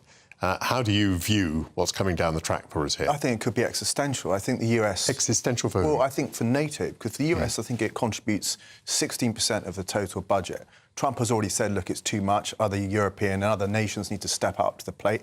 They have increased spending gradually over the past 10 years. But you can see, to Bill's point, they are going to, it seems like, if Trump gets in, follow this very isolationist policy, not just in relation to NATO, but you've seen Trump talk about Taiwan as well, where he said, look, it's 9,500 miles away from the USA. It's only 65 miles away from China. You can see them pulling back the drawbridge. And I think for the global order, it does pose a very big question. And to your point, the nations do need to step up to the plate. Norman, it's all very well blaming Donald Trump. We should blame ourselves. We put ourselves in this position. We're not able to defend Europe without the United States. And here we are now bleating because Donald Trump may withdraw the funding. Well, the one thing I'd agree with Trump on is that the Europeans over the last 2-3 decades or to produce more money for themselves in terms of their defence. And it's not been sensible to expect American soldiers to be based entirely in Germany or wherever they are to defend ourselves. So that's an historical problem. We are where we are now. And the problem with the isolation approach from Trump, and J.D. Vance, by the way, who's Trump with bells on, actually, is we're going to end up with not just a problem with Ukraine, but as actually Giles said, with Taiwan. Because, you know, the Chinese see the red light at the moment from the Americans not to go to Taiwan. If Trump changes that, they could invade Taiwan. What will the Americans do about it then? Nothing. So we'll end up with a whole range of international problems as a consequence of the isolation proposals from Trump. Bill, very briefly, if I recall, you were Armed Forces Minister. Were you not frustrated, firstly, that we weren't spending enough on defence, but secondly, that the money that we spent on defence we spent so badly?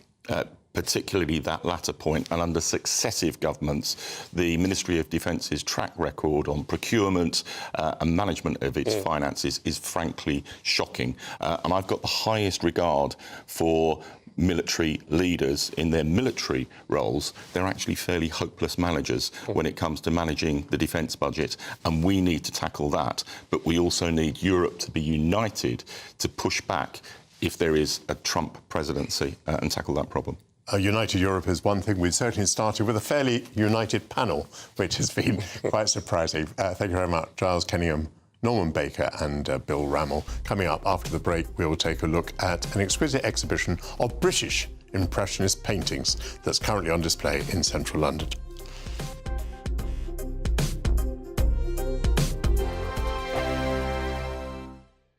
Sir Jacob Rees-Mogg's State of the Nation, Monday to Thursday from 8 p.m.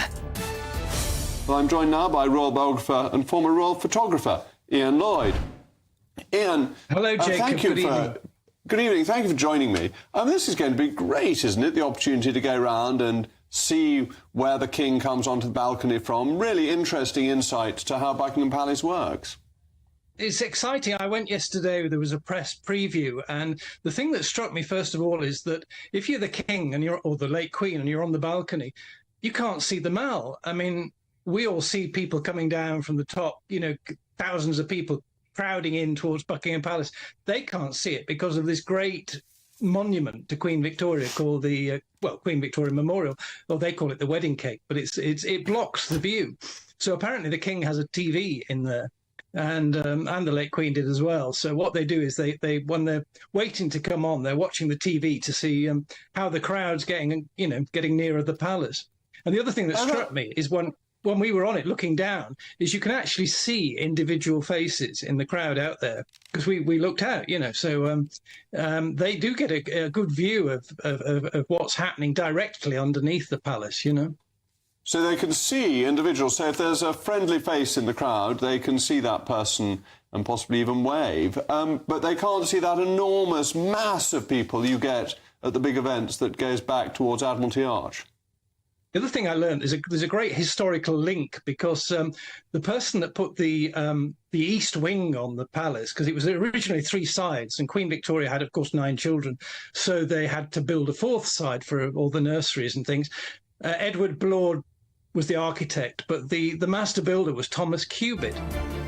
GB News, the People's Channel. Mark Dolan tonight is your weekend dose of news, debate and entertainment. This sounds like a wild conspiracy theory. Don't miss My Big Opinion, Mark Meets, and My Take at 10. Democracy is a funny old thing. And we don't do boring, not on my watch. I just won't have it. Go and get another glass of that bubbly, you've earned it. That's Mark Dolan tonight, Saturday and Sunday, 9 to 11, only on GB News, the People's Channel, Britain's news channel. Join me, Camilla Tominey, for a frank and honest discussion with those in power that cuts through the spin and gets to the heart of the issues shaping our nation. You haven't confirmed that you want to stand as leader, but you haven't ruled it out either. This report basically says that he's not fit to stand trial. Is he indecisive? Incompetent? I deliver the dose of reality Westminster needs. That's the Camilla Tominey Show at 9:30 every Sunday on GB News. The People's Channel, Britain's news channel.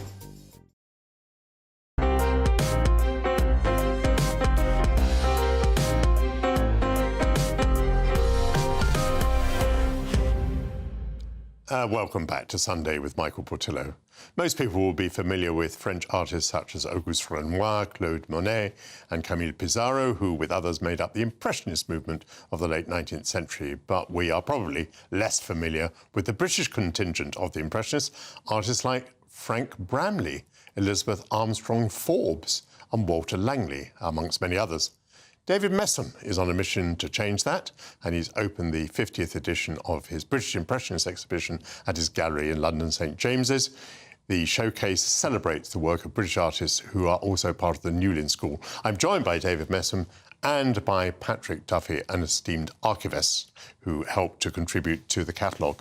Very good to see you both. Thank you for having us. So, David, my first question would be, these people we're talking about, are they really Impressionists? I mean, I assume they're British, but are they Impressionists? Well, it's certainly British. Are they Impressionists? I think we had the same query when we wrote a book about the whole thing in '85, actually. And we were... The book nearly went out as The Garden of Bright Images, actually, though my author then, Laura Wortley, was quite insistent that it should be called The Garden of Bright Images, but I thought it'd probably be put in the gardening section, actually, so I put a stop to that. And it has been, inevitably, you know, the question you ask is what is on other people's minds, too, actually. Have we got Impressionism in this country? I think for me, as I used to do quite a lot of shopping, if you like, in America, looking for English pictures out there, and they've got American Impressionism, and I'm quite happy with it, but the English are different. Well, for a start, Patrick, were the so-called British Impressionists, were they friends and colleagues? Were they collaborators with the French Impressionists? They were not necessarily, no. I mean, broadly speaking, British Impressionism is, as we term it, is the post-Impressionist movement. So they were certainly inspired by the French Impressionist movement as it was, but they came later. Most of the artists that we deal in and we exhibit were young artists in the 1880s who were disillusioned by the sort of the British way of exhibiting and also teaching art and studying it. And so instead of challenging it, they left. And so they went to France, and most of them went to either study in Paris at the Académie Julienne, or they were taught, and then they went to join French artists in their ateliers and their studios.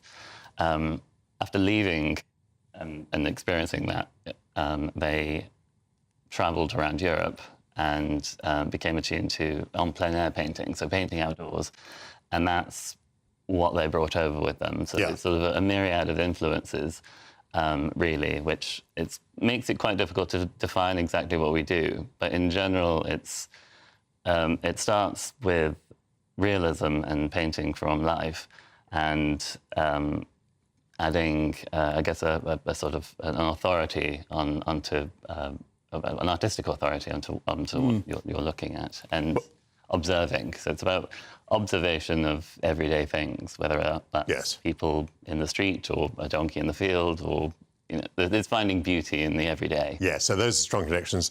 Having just talked about painting in the open air, we're actually going to look at in the kitchen, so that should come up on our screen here.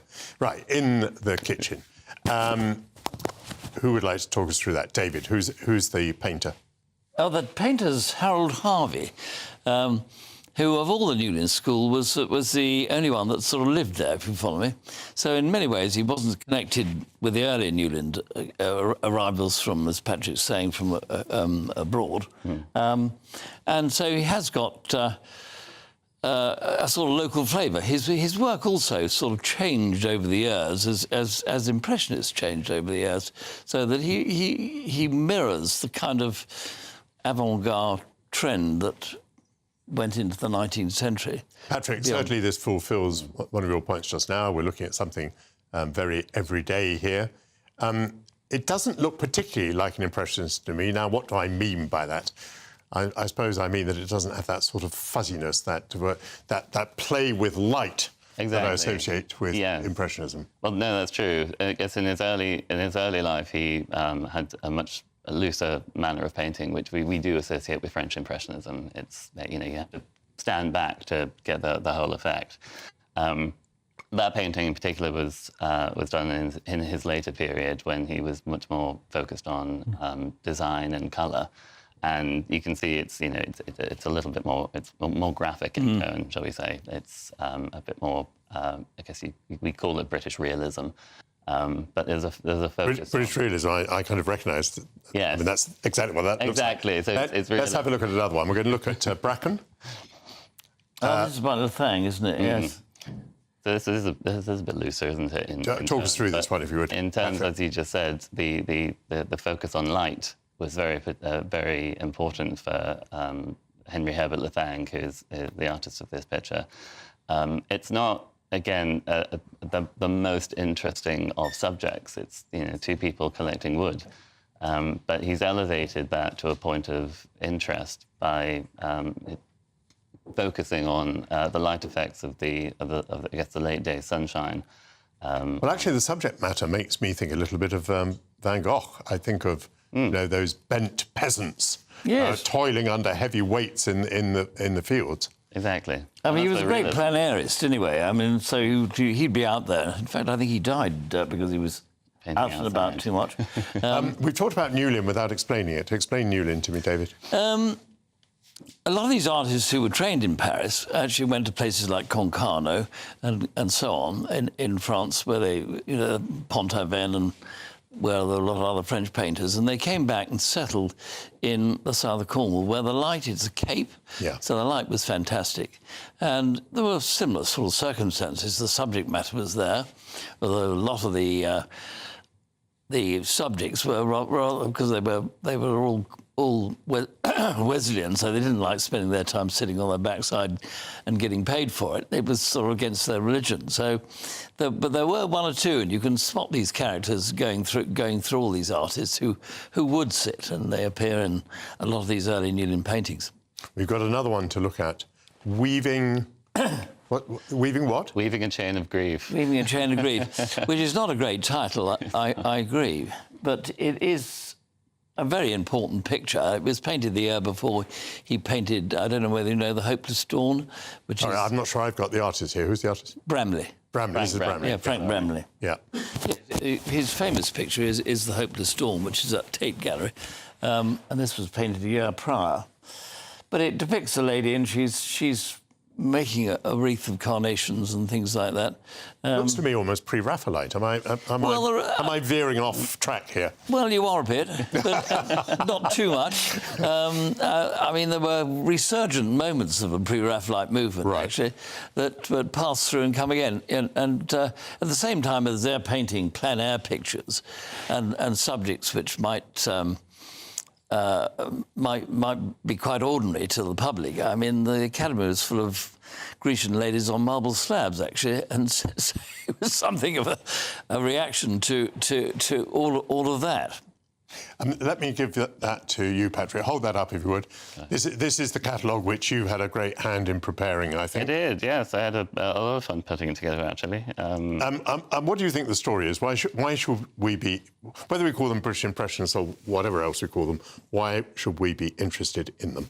Well, I think really the movement that we look at and the story that it tells over a period between the 1870s to the Second World War is effectively the origins of modernism in Britain, and it sort of demonstrates the fusion of influences from across Europe that sort of come together in what we call British Impressionism.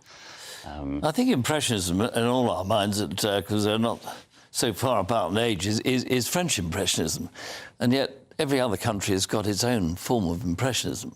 I mean, Constable and Gainsborough were Impressionists, if you like, in their own way. Well, thank you very much for mounting the exhibition and changing our impressions of late 19th century art. That's David Messer and Patrick Duffy. And coming up shortly, I'll be joined by Alexander Larman to talk about Ridley Scott's Gladiator sequel. The trailer features an epic sea battle inside the Colosseum. But did such an event actually occur, or have the screenwriters indulged in some creative licence? First, your news headlines with Ray Addison.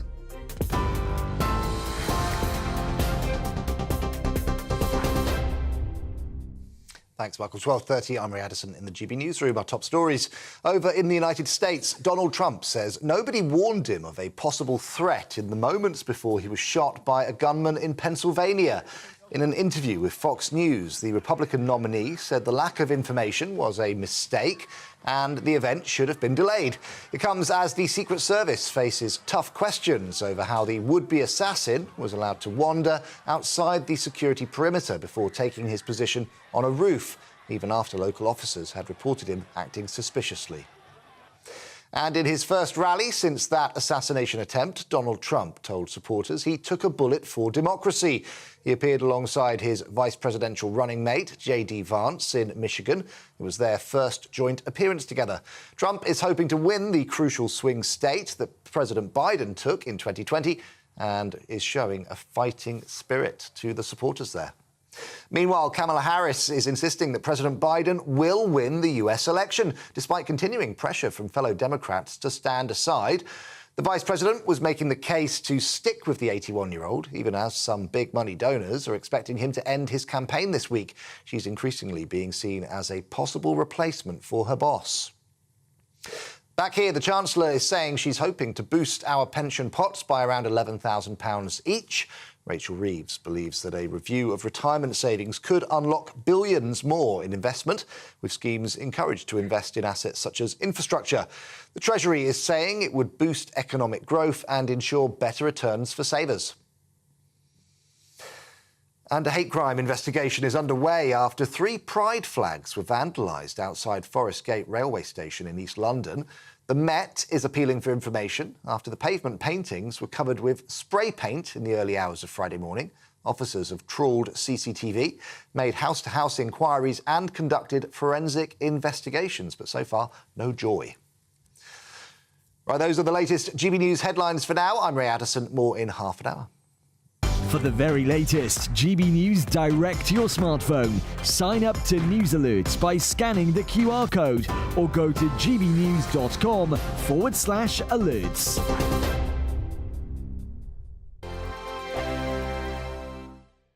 Hello, here's your latest weather update from the Met Office for GB News. We'll see a mixed bag of weather across the UK over the next few days, some rain at times, but equally when the sun comes through, it should feel pleasantly warm for the time of year.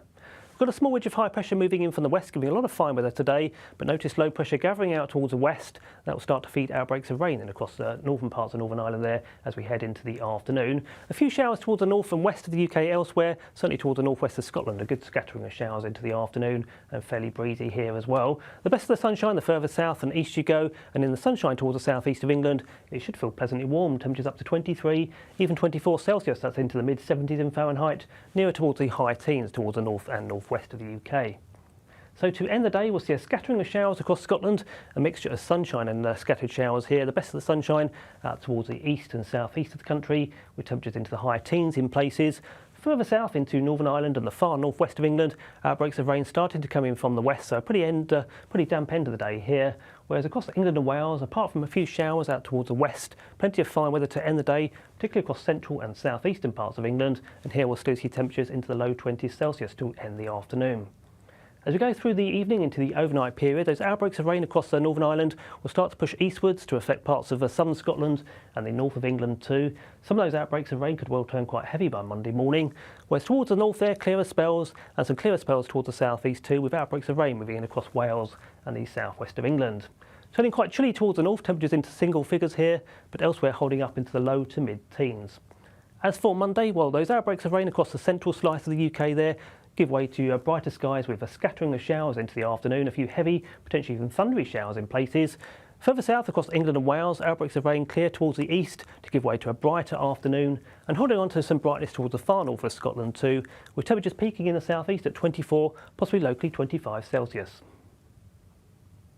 Tune in to Friday Night Live with me, Mark Dolan. GB News royalty with your perfect start to the weekend. Lucky us. Feisty and fearless guests. Well, I'm a normal person, so ask me. Honest opinions that raises more questions than a Gary Barlow tax return. And a few surprises along the way. Might be cold in this studio. That is Friday Night Live with me, Mark Dolan. 8 to 9 only on GB News, the People's Channel, Britain's news channel. Are the newspapers getting you down? My wife didn't divorce me that month.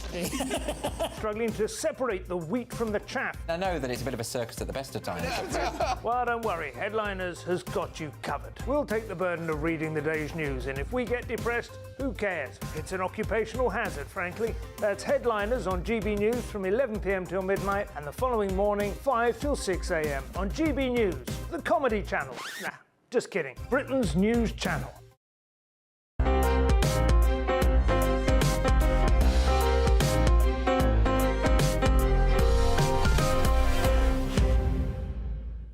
Welcome back to Sunday with Michael Portillo. The trailer for director Ridley Scott's sequel to Gladiator has been released.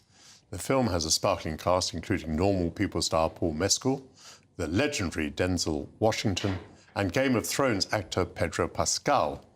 The trailer also reveals extraordinary special effects. One scene has got the critics talking. It's an epic sea battle staged in Rome's Colosseum, whose vast centre has been flooded for the purpose. Now, do such events actually feature in the history books? Joining me now is the author and historian Alexander Lahmann. Great to see you, and thanks for writing about this very interesting subject. First of all, I take it you've not been able to see the film yet? No, I mean, the film's not out till November, but obviously the trailer gives a fairly epic indication of what we can expect. Actually, let's not tease people anymore. Let's show this trailer. Did you hear that crowd? The greatest temple Rome ever built. The Colosseum. Because this is what they believe in. Power. So, first of all, is it true? Now, I remember going to the Colosseum, I think when I was very young, and I seem to remember I was told that the centre was filled with water and naval battles were staged in the Colosseum. So I'm assuming that much is true. Yeah, I mean, it's one of those things that I always assumed it was an urban myth, but in fact it really is true that in AD 80, the Emperor Titus had it flooded because there had been sea battles staged before then, which were generally done by these specially constructed areas just by the Tiber. But of course, what was so astonishing was to actually flood the Colosseum using aqueducts to stage this sea battle. And you think you could not actually do that. That couldn't be possible. But if there's a will, there's a way. Did it happen often, do you think? No. I mean, it was so expensive and so difficult to do. And, of course, what's funny is that, I don't know if the Ridley Scott film's going to show it being properly flooded, but they only managed 4 feet of water in it, because even with all the water you could possibly get, there's only so much you can fill, because the Colosseum is enormous space. And, I mean, to have these thousands upon thousands of gallons of water in it, you've still got to have a huge amount of expense and a huge amount of fuss. And then ships would fight each other. Who was on these ships, do we think? What would happen is you'd have a mixture of people. You'd have convicted criminals, you'd have slaves, you'd have prisoners of war, and you'd have animals as well. So you'd have things like dolphins and seals fighting. And the whole thing must have been absolutely mad as an idea, because you'd have every kind of violence, every kind of viciousness going on. But of course, assembling all these people and creatures would have taken so long that you think, I mean, no wonder that there hadn't been anything staged for the best part of a century before Titus did it, because it would have been so hard and so effortful. You think to yourself, well, how do we manage this? And the answer is, you can't top it. How do we know what we know?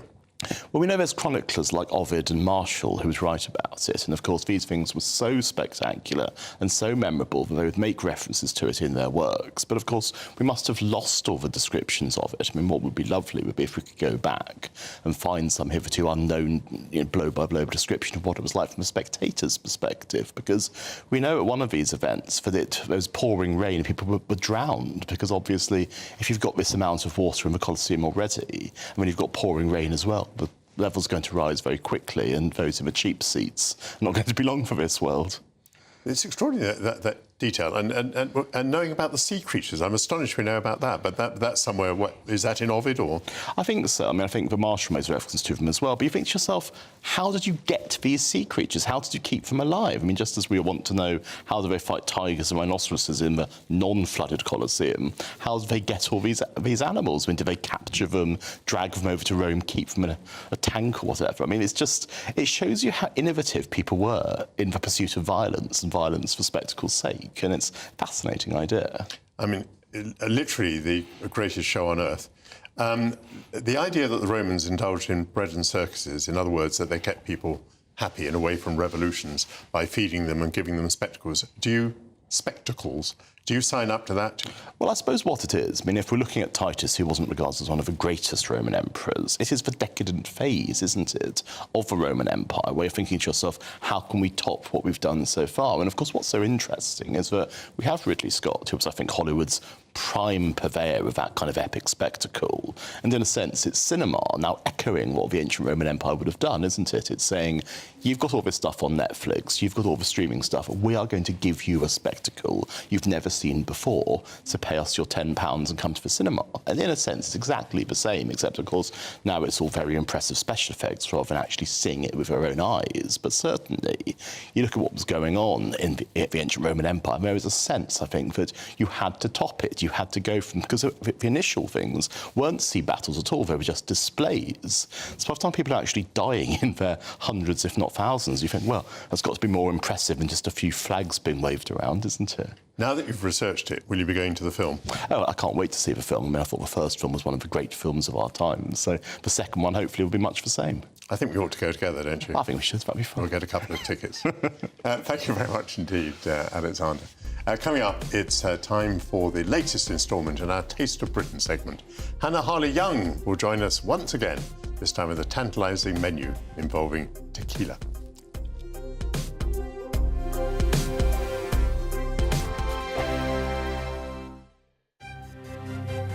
GB News Breakfast, every day from 6 a.m. Meghan Markle has reportedly finished filming her new show for Netflix. It aims to celebrate the joys of cooking, gardening, entertaining and friendship.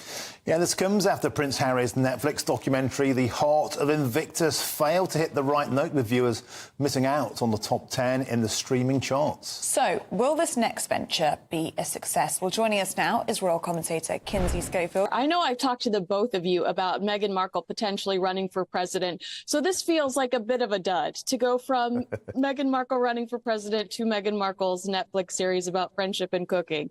So she's wrapped this recent show. They rented a home near hers in Montecito, so that as their cooking set. And they're saying that this is really make or break for Harry and Meghan when it comes to their Netflix contract. You think, Kinsey, it's fair to say that Meghan Markle has proved to be commercially a bit of a damp squib? Even in America, her native homeland, she's kind of Oprah without the audience when it comes to the cooking. Also, is she kind of, do you think... They saw her as the golden ticket, didn't they, to unlimited revenue, unlimited audiences, and it just hasn't happened. Look, I think Meghan is a beautiful woman, and I do think she's talented, but I think how you treat people is incredibly important. And not only was she rumored to have been cruel inside Kensington Palace with several bullying allegations, but here in the States, Archwell Productions, their audio section, their scripted section, they've gone through several employees. And I think it's a reflection on the way that people are treated there. And I think as a viewer, you might get that. You might feel that way, and maybe that is where the appeal has been lost. GB News, the People's Channel. Good afternoon, Britain. Your lunchtime update on the stories that matter across the UK. From breaking news and insightful analysis, inspiring stories and lively debates. Are you comparing yourself to a former Prime Minister? Which is it? Stay informed, stay updated, stay entertained. I just don't know how anyone would not want to be there. Every weekday from midday. We are Good Afternoon Britain, only on GB News. Britain's news channel. I'm Stephen Dixon, and thanks for joining us on GB News, Britain's news channel. If you want your news to be straight talking, this is a nightmare for the Conservatives again. Down to earth. It's not just Nottingham where this is happening, is it? And most importantly, honest. Hard-working, middle-class taxpayers, they'll get their book thrown at them. They catch me, Martin Daubney, Monday to Friday, 3 till 6 p.m. on GB News, Britain's news channel.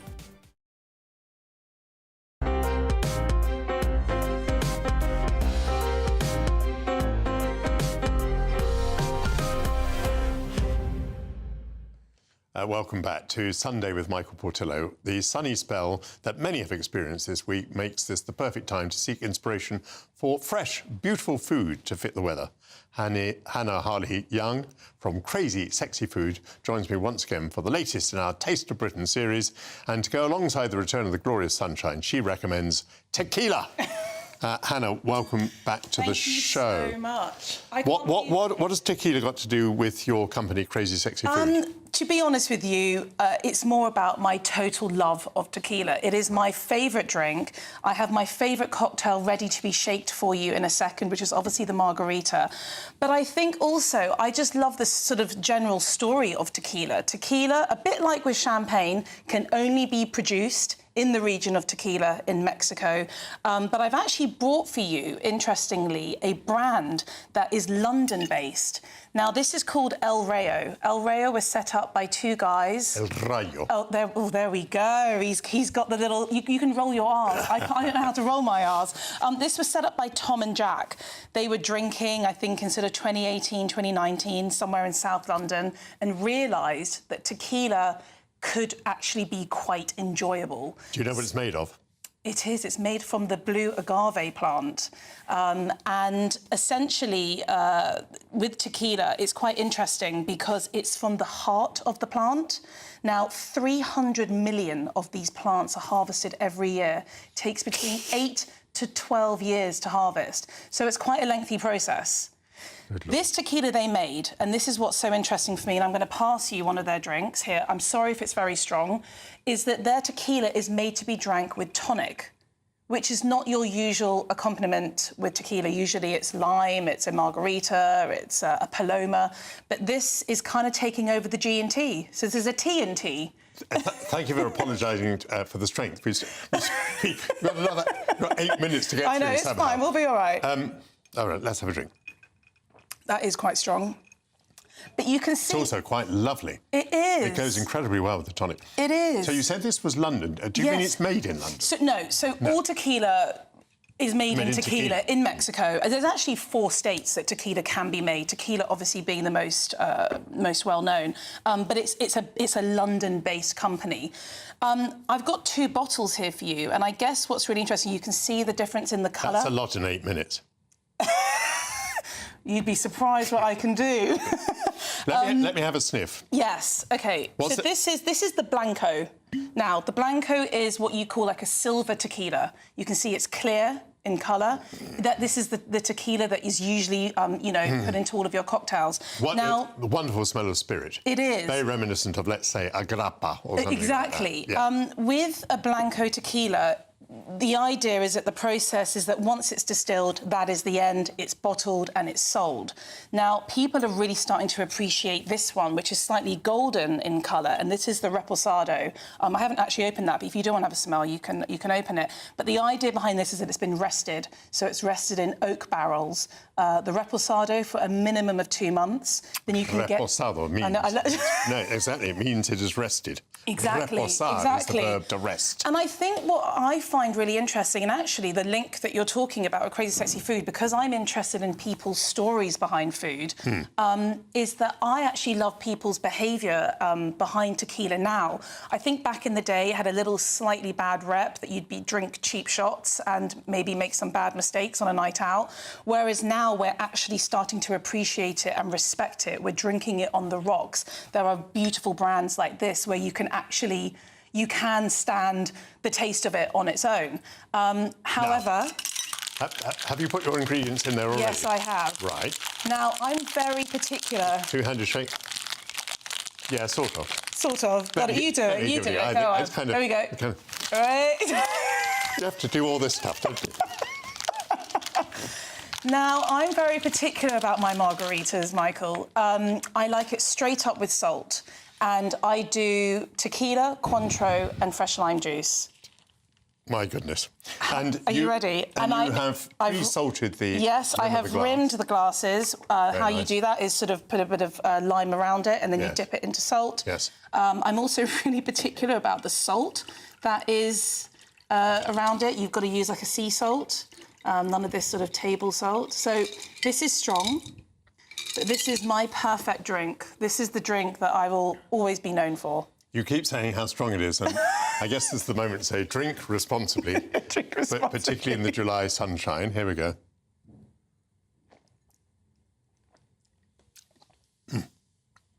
That is magic. Isn't it? Isn't that a great... It doesn't need any agave syrup.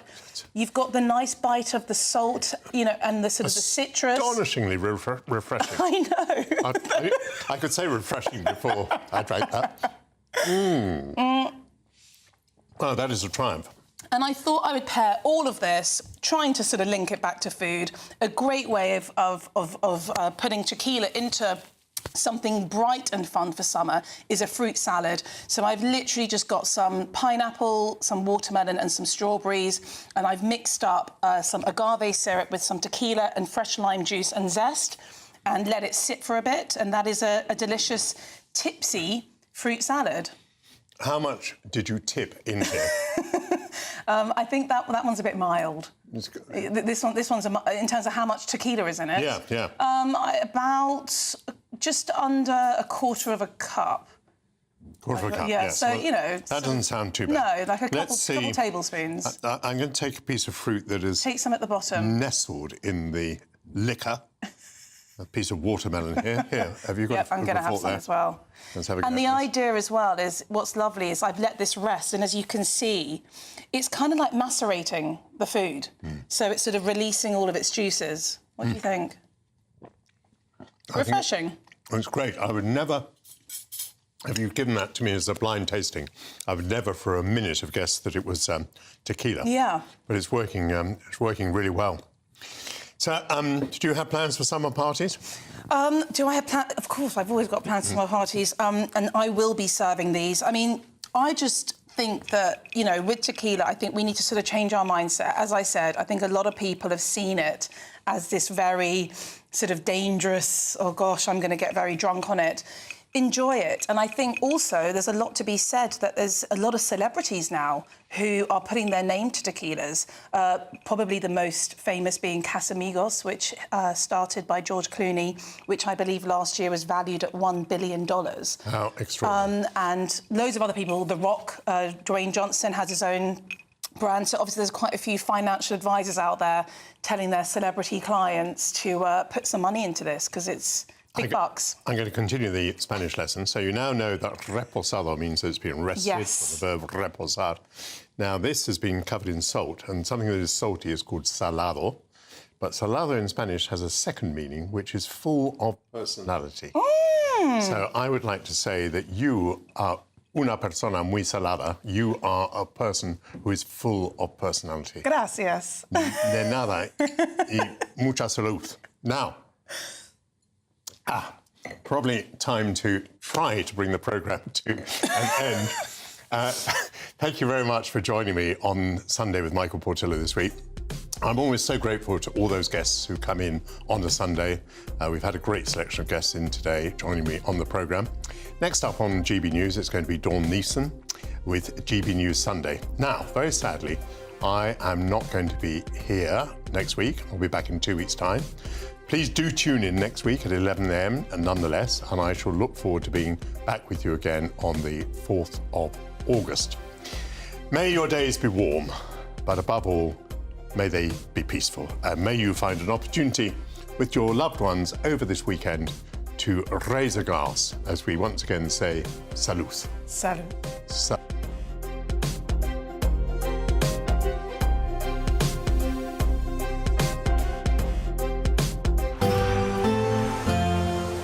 Looks like things are heating up. Boxed boilers, sponsors of weather on GB News. Hello, good morning and welcome to your GB News weather update from the Met Office. Well, it was quite a damp start to the weekend, but it is going to be turning brighter through today and it is going to be feeling fresher too. Plenty of cloud to start across the south and southeast and a few drips of drabs of rain and drizzle, but it is generally an improving picture across the country. A few showers feeding into western Scotland through the day and a bit of a different story across Northern Ireland as we see this next area of rain move through. So quite a damp afternoon on offer here. But otherwise, plenty of sunny spells around, and where you do catch the sunshine, it will still be feeling pleasant pleasant and warm, but not quite as warm as it has done the last couple of days. Now through into the afternoon, we will still see a feed of showers move into western and northern parts of Scotland, but there'll be plenty of late evening sunny spells in between these. Across Northern Ireland, as I say, quite a wet afternoon here, so not really seeing much of that sunshine at all really, but plenty of dry spells across the north of England and elsewhere across central and southern areas of the country. Perhaps a bit more cloud across Wales, once again the odd spot of rain and drizzle here, mainly around hills, but otherwise plenty of dry weather to end the weekend. Now through into Sunday evening, the rain that's across Northern Ireland will push north-eastwards and later on feed into parts of Wales and the southwest, so quite cloudy and turning quite damp overnight. The driest and clearest of the weather is going to be in the far southeast corner, and that's where it feels a little bit cooler, but elsewhere we're expecting another one of those muggy nights ahead. So for Monday then, quite a damp start across parts of Scotland, northern England and parts of Wales too, but it is generally an improving picture as that rain turns showery through the course of the day. But these showers could turn quite heavy across Scotland and be quite slow moving, so some persistent downpours at times, but generally drier and brighter across the south. And looking at those temperatures, it will still be feeling pleasant where you catch the sunshine. That warm feeling inside from Boxed Boilers, sponsors of weather on GB.